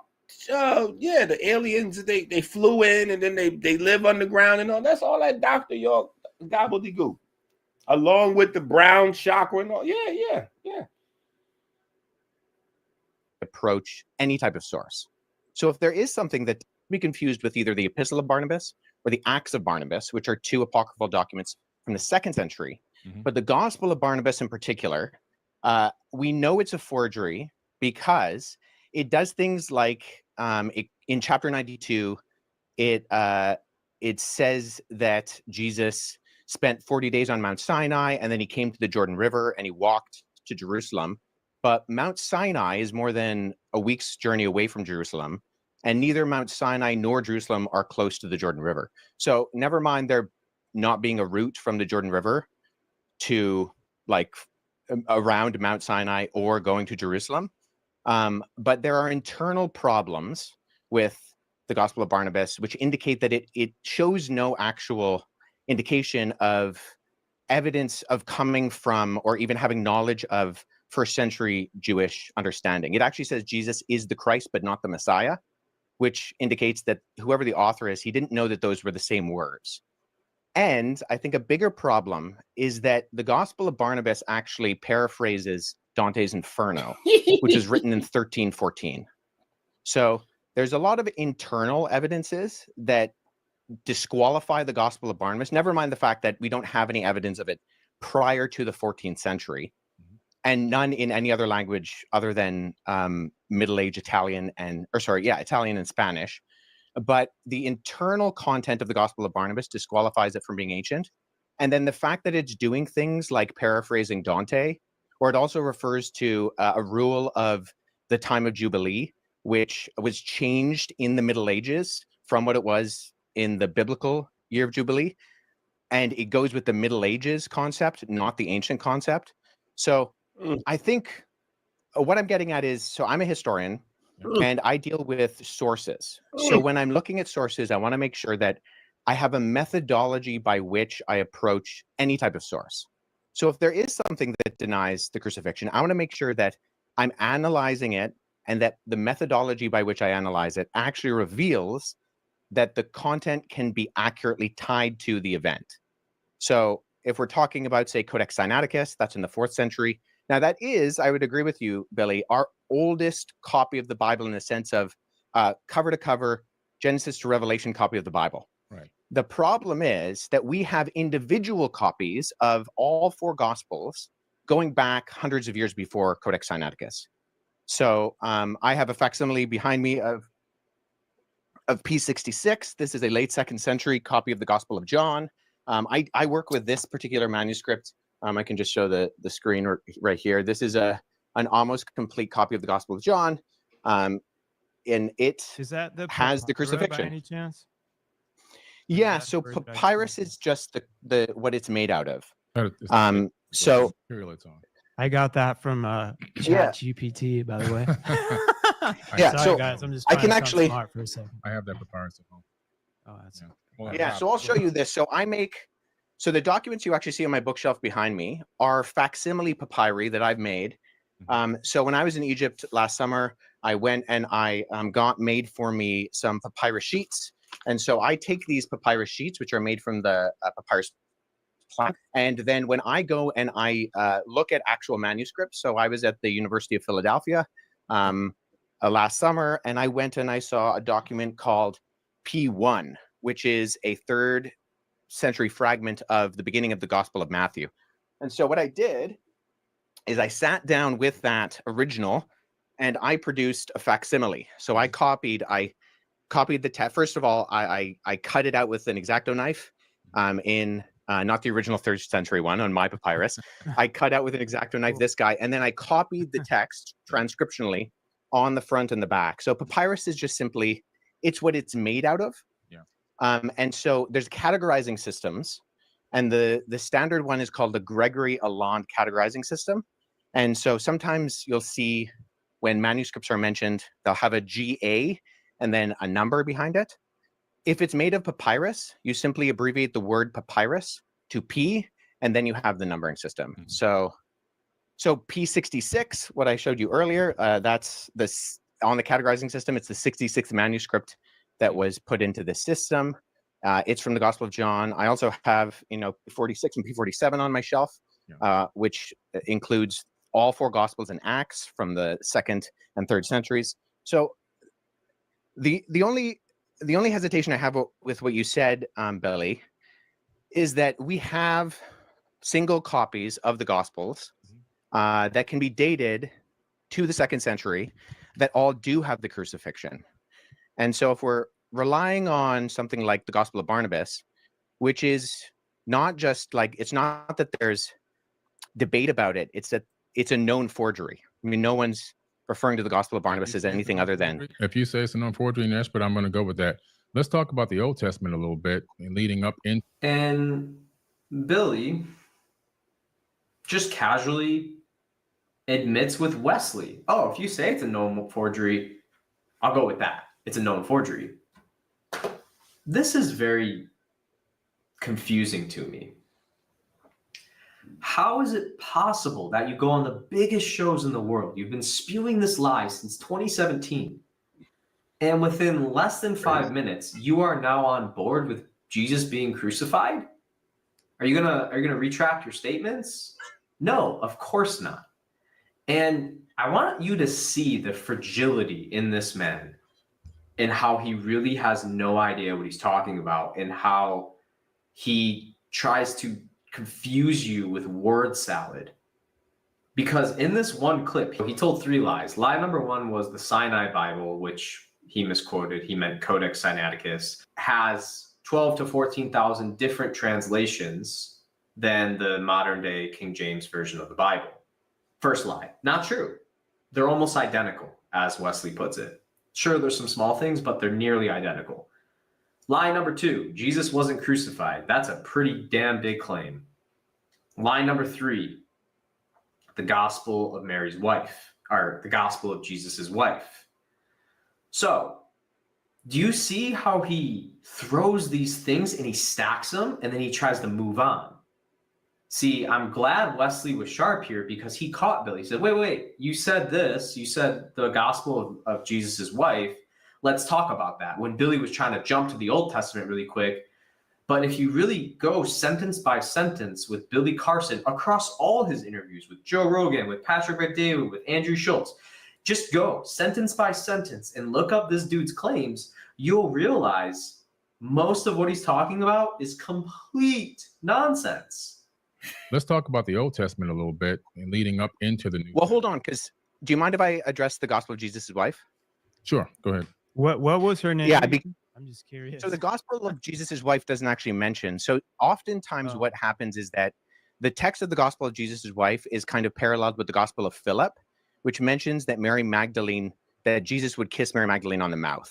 And so those are kind of used in parallel to kind of for this argument that Jesus was married. So the Gospel of Jesus' wife is in the Harvard Library. However, the reason we know it's also not legitimate is because even though the manuscript, the papyrus that it's on, was carbon dated to the 4th century, the text was actually copied from a PDF version of the Gospel of Thomas known as Grandin's Interlinear. And there was a mistake in the Coptic text of Grandin's Interlinear that was copied into the Gospel of Jesus' wife.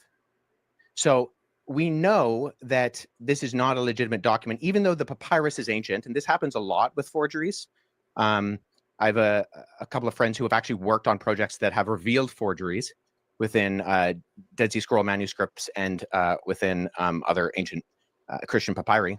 But the reason why we know the Gospel of Jesus' wife and that Karen King, who kind of vouched for it and she lost a lot of credibility, unfortunately, for her, and she's admitted that it's a fake as well, was because we can tie it directly to not copying from an ancient text, but actually copying from an online version of the Gospel of Thomas in a PDF form.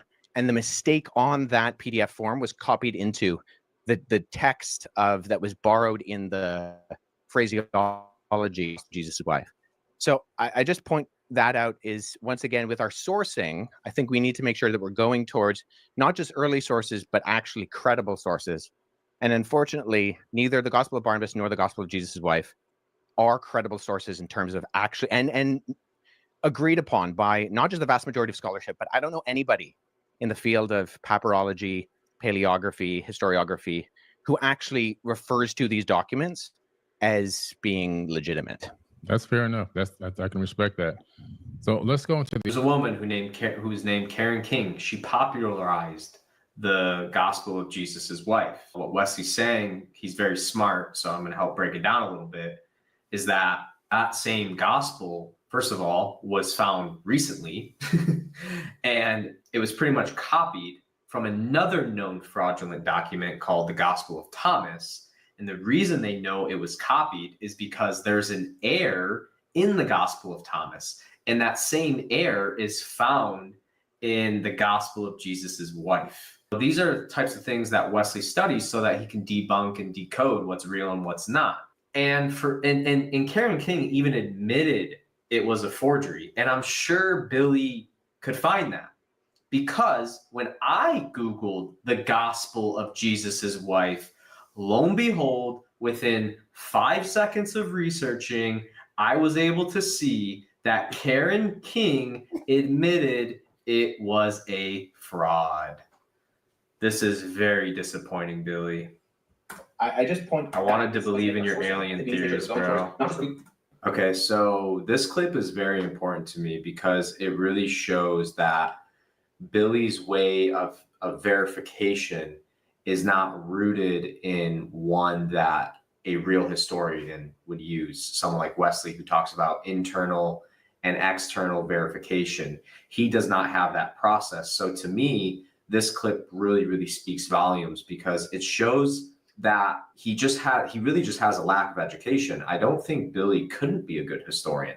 I actually think he could and he should be because he has a very interesting mind. But this to me revealed everything I needed to know because it just shows that he really doesn't understand that there is more of a process of verification versus just traveling to a site, talking to tribes, reading, cave art and wall paintings and other things he references, and that you actually have to have a methodological approach. People that should be respected, dignified, all these thousands of years, Aboriginal elders. But I still think it kind of speaks volumes, at least for me. Yeah. The Aboriginal elders, same thing. They were seated here by Pleiadians. This is their verbal handed out history for thousands of years. And I can go around the world and I can come up with all this information from all these eyewitness accounts from people that should be respected, dignified, and so far, just to recap what happened. He got washed on the Codex Sinai, or the Sinai Bible. He got washed on the Sinai Bible and then tried to dazzle. He tried to dazzle homeboy because that's who he's used to speaking to people that don't know anything. So he tried to find a Bible version that this guy would be unfamiliar with. And he goes, oh yeah, the Gospel of Barnabas.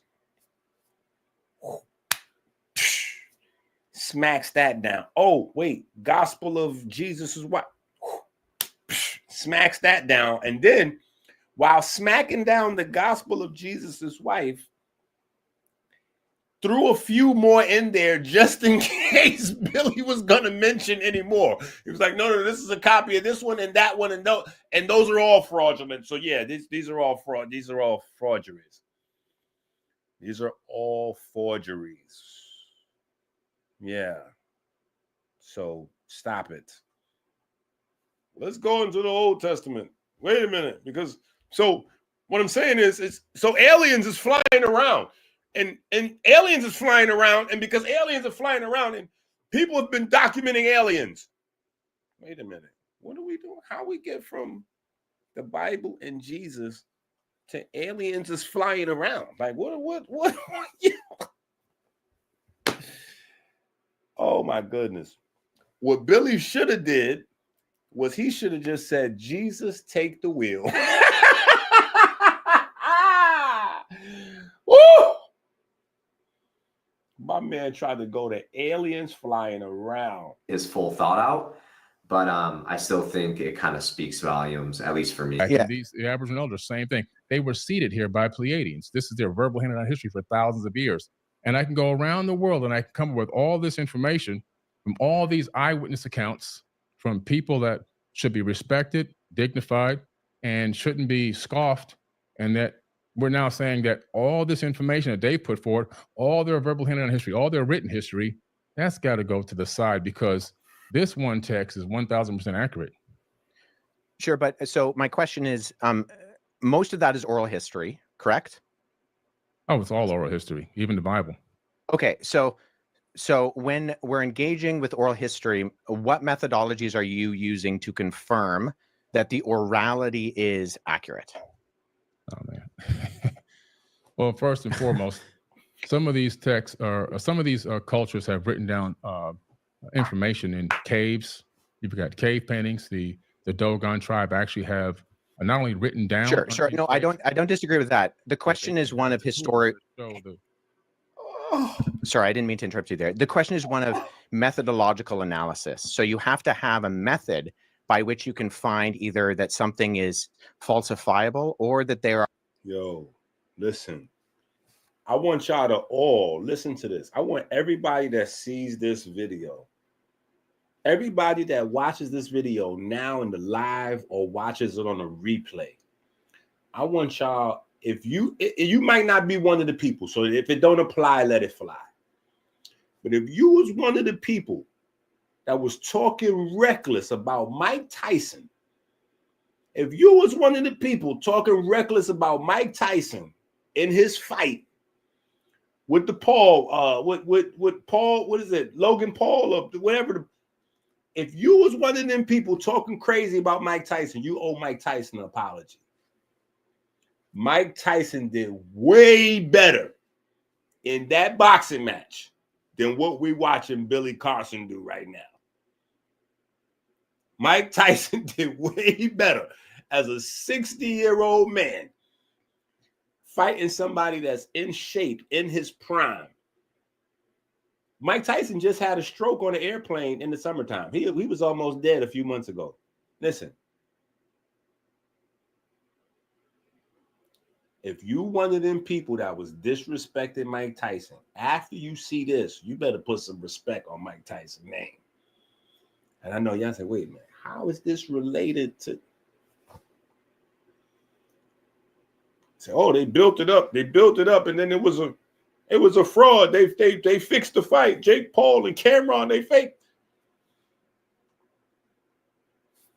All these videos been faked. All these videos, all that stuff on Rich platform, all this stuff been fake. How no blood clot this?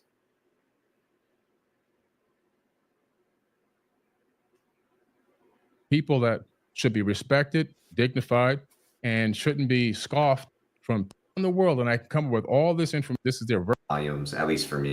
These the Aboriginal elders, same thing. They were seated here by Pleiadians. This is their verbal handed down history for thousands of years. And I can go around the world and I can come up with all this information from all these eyewitness accounts from people that should be respected, dignified, and shouldn't be scoffed. And that we're now saying that all this information that they put forward, all their verbal handed down history, all their written history, that's got to go to the side, because this one text is 1000% accurate. Sure, but so my question is, most of that is oral history, correct? Oh, it's all oral history, even the Bible. Okay, so when we're engaging with oral history, what methodologies are you using to confirm that the orality is accurate? Oh man. Well, first and foremost, some of these texts using to confirm that the orality is Christ. Oh man. Well, first and foremost, some of these texts are some of these cultures have written down. Yo, even Billy's man, the host, that's Billy's man. Even the host, like, listen, you gotta imagine. What's that? Ryan Garcia. You gotta imagine what Ryan Garcia family felt like. You know, his family is there. His family a part of coaching and all that. Do you know what Ryan Garcia family, like his father, when Tank hit that boy in the kidney section, and Ryan was so hurt that he had to take a knee? Gee, this is, woo. I've never seen no nasty work like this. This is crazy. Look at Billy. He said, this is a knee right here. Orality is accurate. Oh man. Well, first and foremost, some of these texts are some of these cultures have written down information in caves. You've got cave paintings. The Dogon tribe actually have not only written down. Sure. No, I don't disagree with that. The question is one of historic. Sorry, I didn't mean to interrupt you there. The question is one of methodological analysis. So you have to have a method by which you can find either that something is falsifiable or that there are avenues by which you can show internal and external accuracy of credibility. So this is what we do with documents. This is what we do with the ancient gospels. This is what I do. I've worked on Xenophon and Plutarch, and we look at the internal evidences and the external multivalent corroboration to try to figure out, okay, yes, we have all these stories. Great. I don't deny that. But as a historian, as someone who's trying to figure out what is accurate, how do you know if I use the term verisimilitude, do you know what that term means? No, but I can tell you this. Tell me how the verisimilitude, figure out what is accurate. How do you know if I use the term verisimilitude, do you know what that term means? No, but I can tell you this. Tell me how the Dogon tribe saw Sirius B, knew the orbit of Sirius B, a trinary star system, accurately, and can show you the orbit with a special tool that they made that was given to them by these people. How do they know the shapes, the sizes, the colors, and the orbital pattern of all these planets in our solar system and other star alignments that they would use to have something called the Ziggy and planet and their own harvesting and planting and so forth and so on? That's not enough evidence that there's something. Well, I'm not aware of that particular. Don't deny that, but this is what we do with documents. This is what we do with the ancient gospels. This is what I.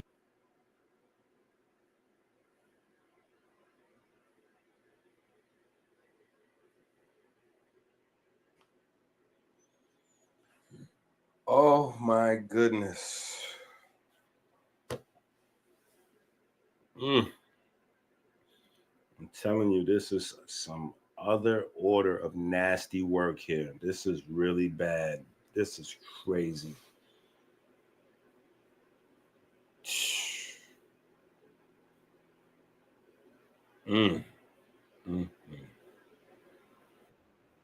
Xenophon and Plutarch, and we look at the internal evidences and the external multivalent corroboration to try to figure out, okay, yes, we have all these stories. Great. I don't deny that. But as a historian, as someone who's trying to figure out what is accurate, how do you know if I use the term verisimilitude, do you know what that term means? No, but I can tell you this. Tell me how the Dogon tribe saw Sirius B, knew the orbit of Sirius B, a trinary star system, accurately, and can show you the orbit with a special tool that they made that was given to them by these people. How do they know the shapes, the sizes, the colors, and the orbital pattern of all these planets in our solar system and other star alignments that they would use to have something called the Ziggy and planet and their own harvesting and planting and so forth and so on? That's not enough evidence that there's something. Well, I'm not not aware of that particular case. And even, I mean, I would grant that, the ancient people are far more technological advanced than we give themselves credit for. Just because they're ancient doesn't mean they're stupid. I am well aware, as someone who has done both investigation of the past and done archaeological analysis, that is a reality. So look, we're talking about the Bible right now, and Billy is trying to bring up something about the Dogon tribe. And like Wesley says, he's not saying ancient civilizations are dumb by any means. It's that simple.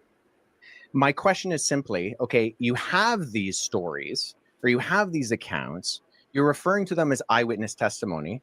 How are you going about verifying that as that? Well, if the people had eyewitness testimony about Jesus, they then just wrote down their eyewitness testimony on a piece of paper or parchment paper or papyrus. So these people, right? So that's where internal methodological analysis. Some of it's actually written down. So I mean, it's the same exact thing. There's really no difference. Well, no. So you do internal investigations to figure out when something was dated. So something like so when I use that term verisimilitude before, that's something we as historians are looking for. It's a term that simply means the appearance or likelihood of truthfulness. So when you do historical analysis, it's an inference to the best explanation. So you have proof and you have data, and you're extrapolating that data on levels of probability. So some things can be confirmed as high probabilistically true, and other things are lower in their probability that they happened. But there are different methodologies, different ways that you explore historically how that happens. Well, so for the Gospels, we look at with the Dogon tribe. Scientists went there to visit the tribe, and they still have no answers because they used their modern science. They took the best scholars to visit these people, and they're still scratching their heads. Something happened there. Sure. And I'm not even denying that necessarily, but the question is, okay, we need different levels of evidence and exploration, not just scientifically, but historically, to derive something as eyewitness testimony. Now we have mountains of that, and I'm more than willing to go into some of that with the Gospels as early eyewitness testimony that can be verified externally and internally. But nonetheless, the only reason I ask, Billy, is because I've listened to a fair amount of your content, and I'm unaware of the methods that you use to try to discern between what is an accurate source historiographically and an inaccurate source historiographically. Well, does that make sense? I use getting in an airplane and traveling to these places, doing my own research, talking with the indigenous cultures, and researching as much of the text that is available that I can possibly find. Okay, so I don't dispute that, and I do believe you have done that. But I mean, even from what we've talked about, so you've researched the text, but when we talk about the crucifixion, everything you cited was either, and I mean with all due respect, false in terms of the Sinai Bible, because Codex Sinaiticus is just a 4th century Greek manuscript of the Gospels that we have today, or they were verified forgeries in terms of the Gospel of Jesus' wife and the Gospel of Barnabas. You may be right on that particular part of the topic, but like I said, that's less than 0.1% of the information that I hold. This I find very interesting. Billy says that's less than 0.1% of do with Jesus in Christianity. His top live, 2.2 million views, possibly. But listen, like I said, y'all can go back and watch this video, the full video. We just showing we're reacting to small portions of it. You can go back and watch this whole video. I want to make sure y'all go over here, see the video, like the video. See the video, like the video. I just don't know, I really just don't know here. So that's what I'm saying. I'm saying, okay, well, so I'm going off of what we've already talked about. So you said you explore the text. I don't deny that.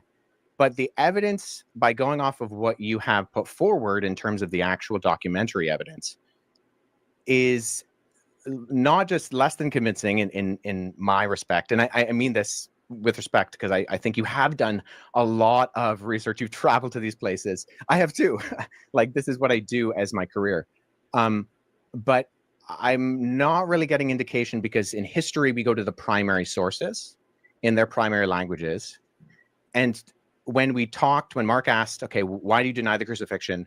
The sources you use were not primary. Okay, we're still talking and they over and over again. There's so much more we can talk about here. We're wasting a lot of time. There's so much more. That's this amount. Do you There's guys so much more stuff to talk about? Do you think that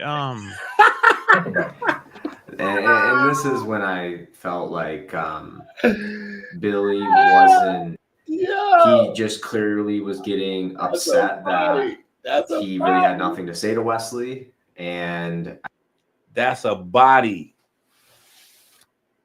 Want to see a dead body? That's a body right there.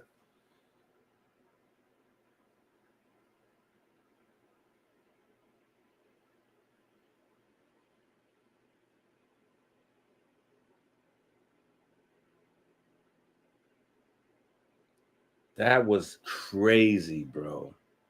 And listen, what I'm telling you is this guy got way more stuff on this video. This video is over 2 hours.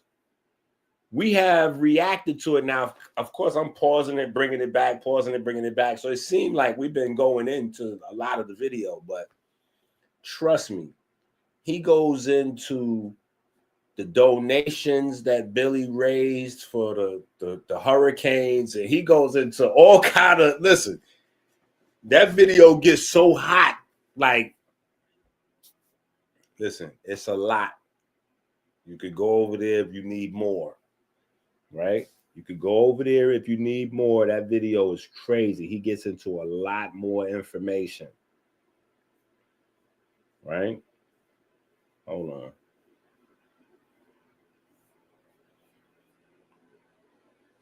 Right?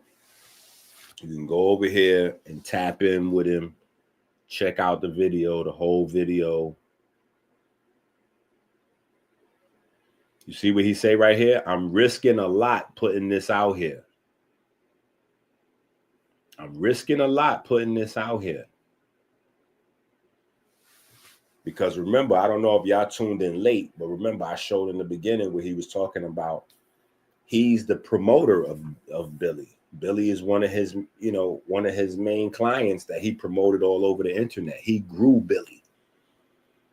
He grew Billy's platform.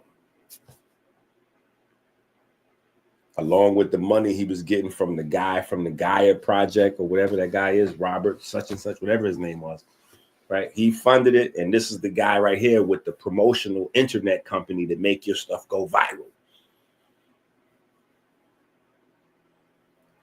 So he's saying, listen, he was out there lying for Billy, promoting Billy, making excuses for Billy, because he was brainwashed into believing at some point that at least the information was true, and he was trying to help him get the information out there.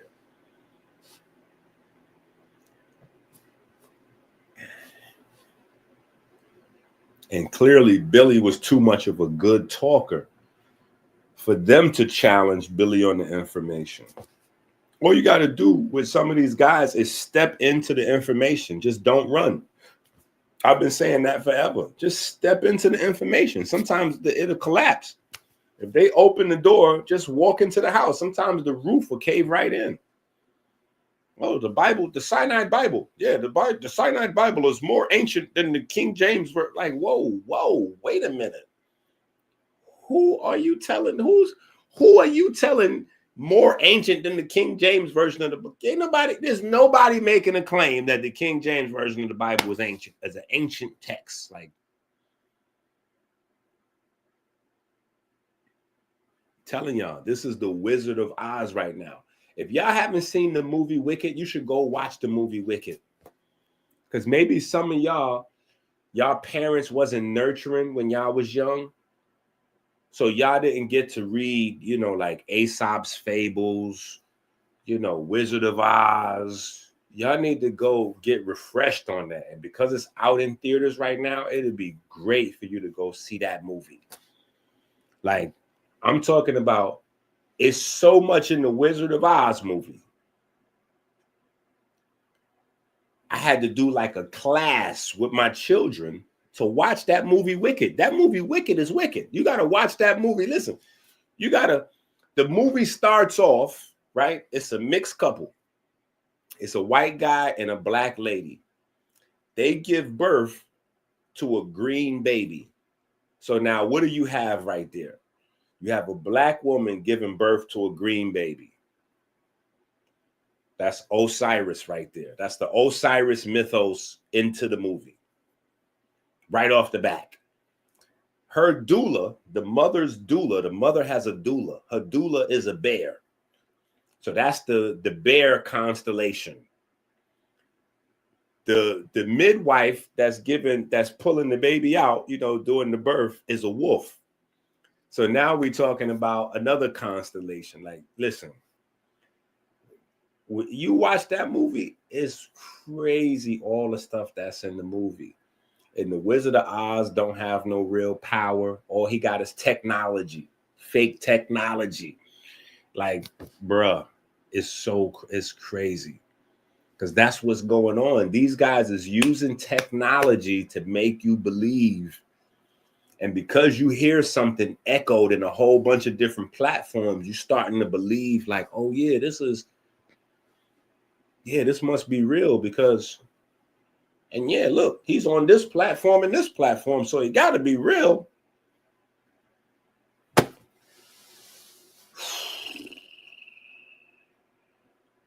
It doesn't got to be real. It doesn't have to be real. It could just be totally fraudulent. It could be totally fake. And what's exposing is, like I said, these platforms have a vested interest in putting up certain types of foolishness because it's going to draw more attention, comments. But B, a lot of these platforms, we give them credit because we've been watching them a long time and they critique in a matter-of-fact kind of way on a lot of content. So we start to believe that they're teachers of some kind, or that they're authoritarians, or because you see them on this platform, like, oh yeah, this must be real because look at this. He's on the Gaia Project. What made y'all believe that anything on there? That's a funded alien brainwashing program. That's a certified fact. And that's why they got Billy. What you just didn't know all this time, because y'all thinking that the people supporting him, and that's another thing. Y'all are equating views, likes, and subs to people support. No, all that was the work of this guy right here's digital, he's doing this digital karate to make it seem like it's a lot of people supporting so that people start to actually support. And they're bringing people in. Watch the whole video. He's going to break it all down. Way better than I ever could. He's going to break it all down to you. Way better than I ever could. Go watch that man's video.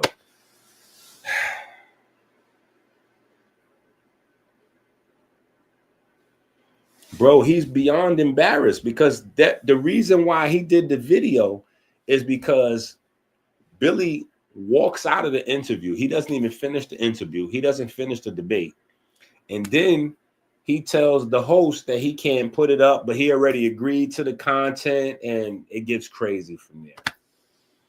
It gets crazy from there. And then he separates with his business partner because they set up the debates, but he said he wanted a debate right up until that happened. It's like everybody, what Mike Tyson said back in the days, everybody's got a really good plan until you hit them really hard. Remember that? That's back when Mike Tyson was young in his prime.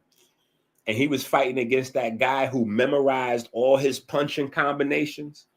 And they had him on HBO. And he was like, Mike, you've never faced a challenger like this before. I mean, he knows all your moves. And he's going to. Mike said, well, everybody's got a plan, until you hit him really hard. So My plan is just to hit him really hard. Listen, that boy Wes hit Billy really hard. He hit him so hard when he said the cyanide Bible.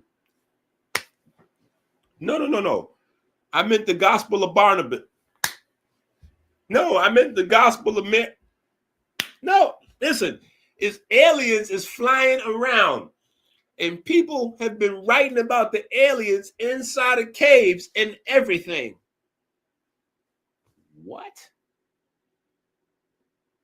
Is that what we've been reduced to? Woo!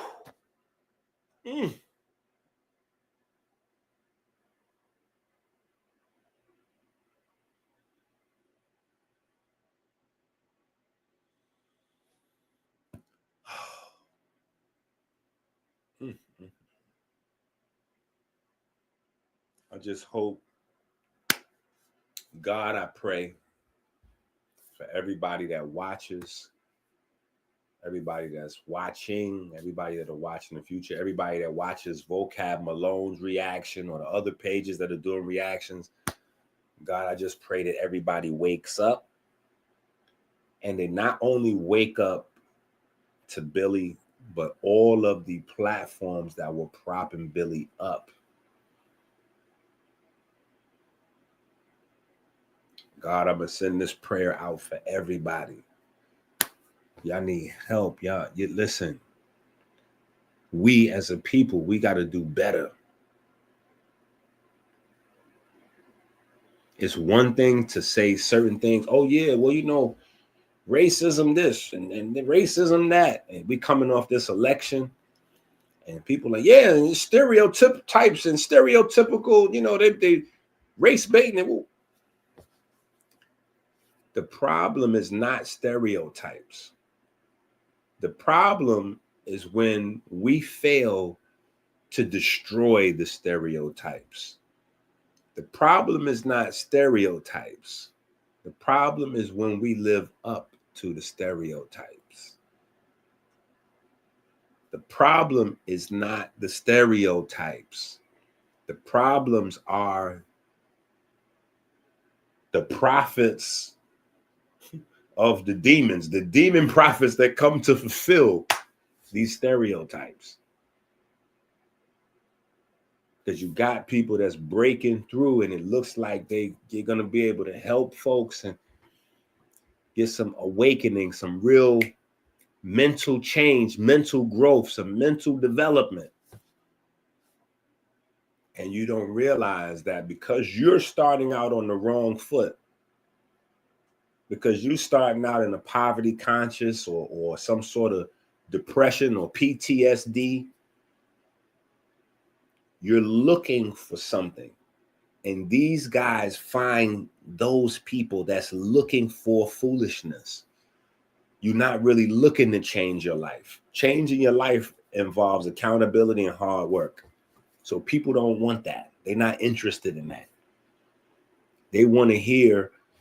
See, all the people been listening to Illuminati all this time, they just want to join up to Illuminati.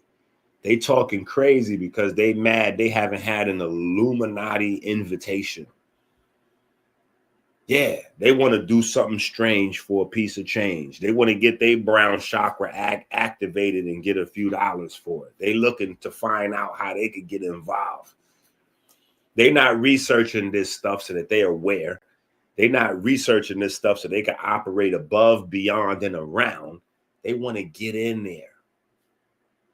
They want to make up gobbledygook. When he's reading about these older groups that's into baby stuff and human trafficking and all these wild, none of that turned him away. What he said was, yeah, I need to start this up. I need to start this up in my community. Yeah. We can do it. All we got to do is come out with a blueprint. You know, we'll start a blueprint called Blueprint of God's Power. And we're going to tell people that the blueprint to God's power is up your anus. We're literally going to tell people that the blueprint of God's power is up your anus.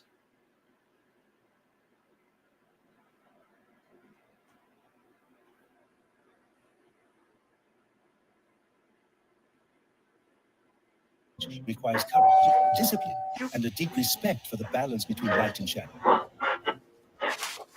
My dear seekers of hidden knowledge, hidden knowledge, hidden knowledge, hidden knowledge, hidden knowledge, hidden knowledge. Can Doc B touch more on the anus? Oh my gosh. In utero, they say that the first muscle to be created is the anus. And almost all your muscles in your body and also your meridians come together in the anus. I wasn't there, I wasn't watching it, but this makes a lot of sense because that's what holds you together. That's what holds everything in. You see, so that's at the bottom of the pelvis. It's this tightening everything. That's your digestive tract. Everything ends there. It is directly opposite your pineal, as above, so below. How you put pressure on it, you have to start at the anus. We talk about this in God Power 2. God Power 1. Please go get God Power 1. If you can't find it, go to elevationtime.com. We still have it there on the website. You can go get God Power 1. But you start this exercise by squeezing the anus. A man has something called a G-spot too. And the only way you can get through it is through his anus. Nah, I don't want my son under no nigga like that.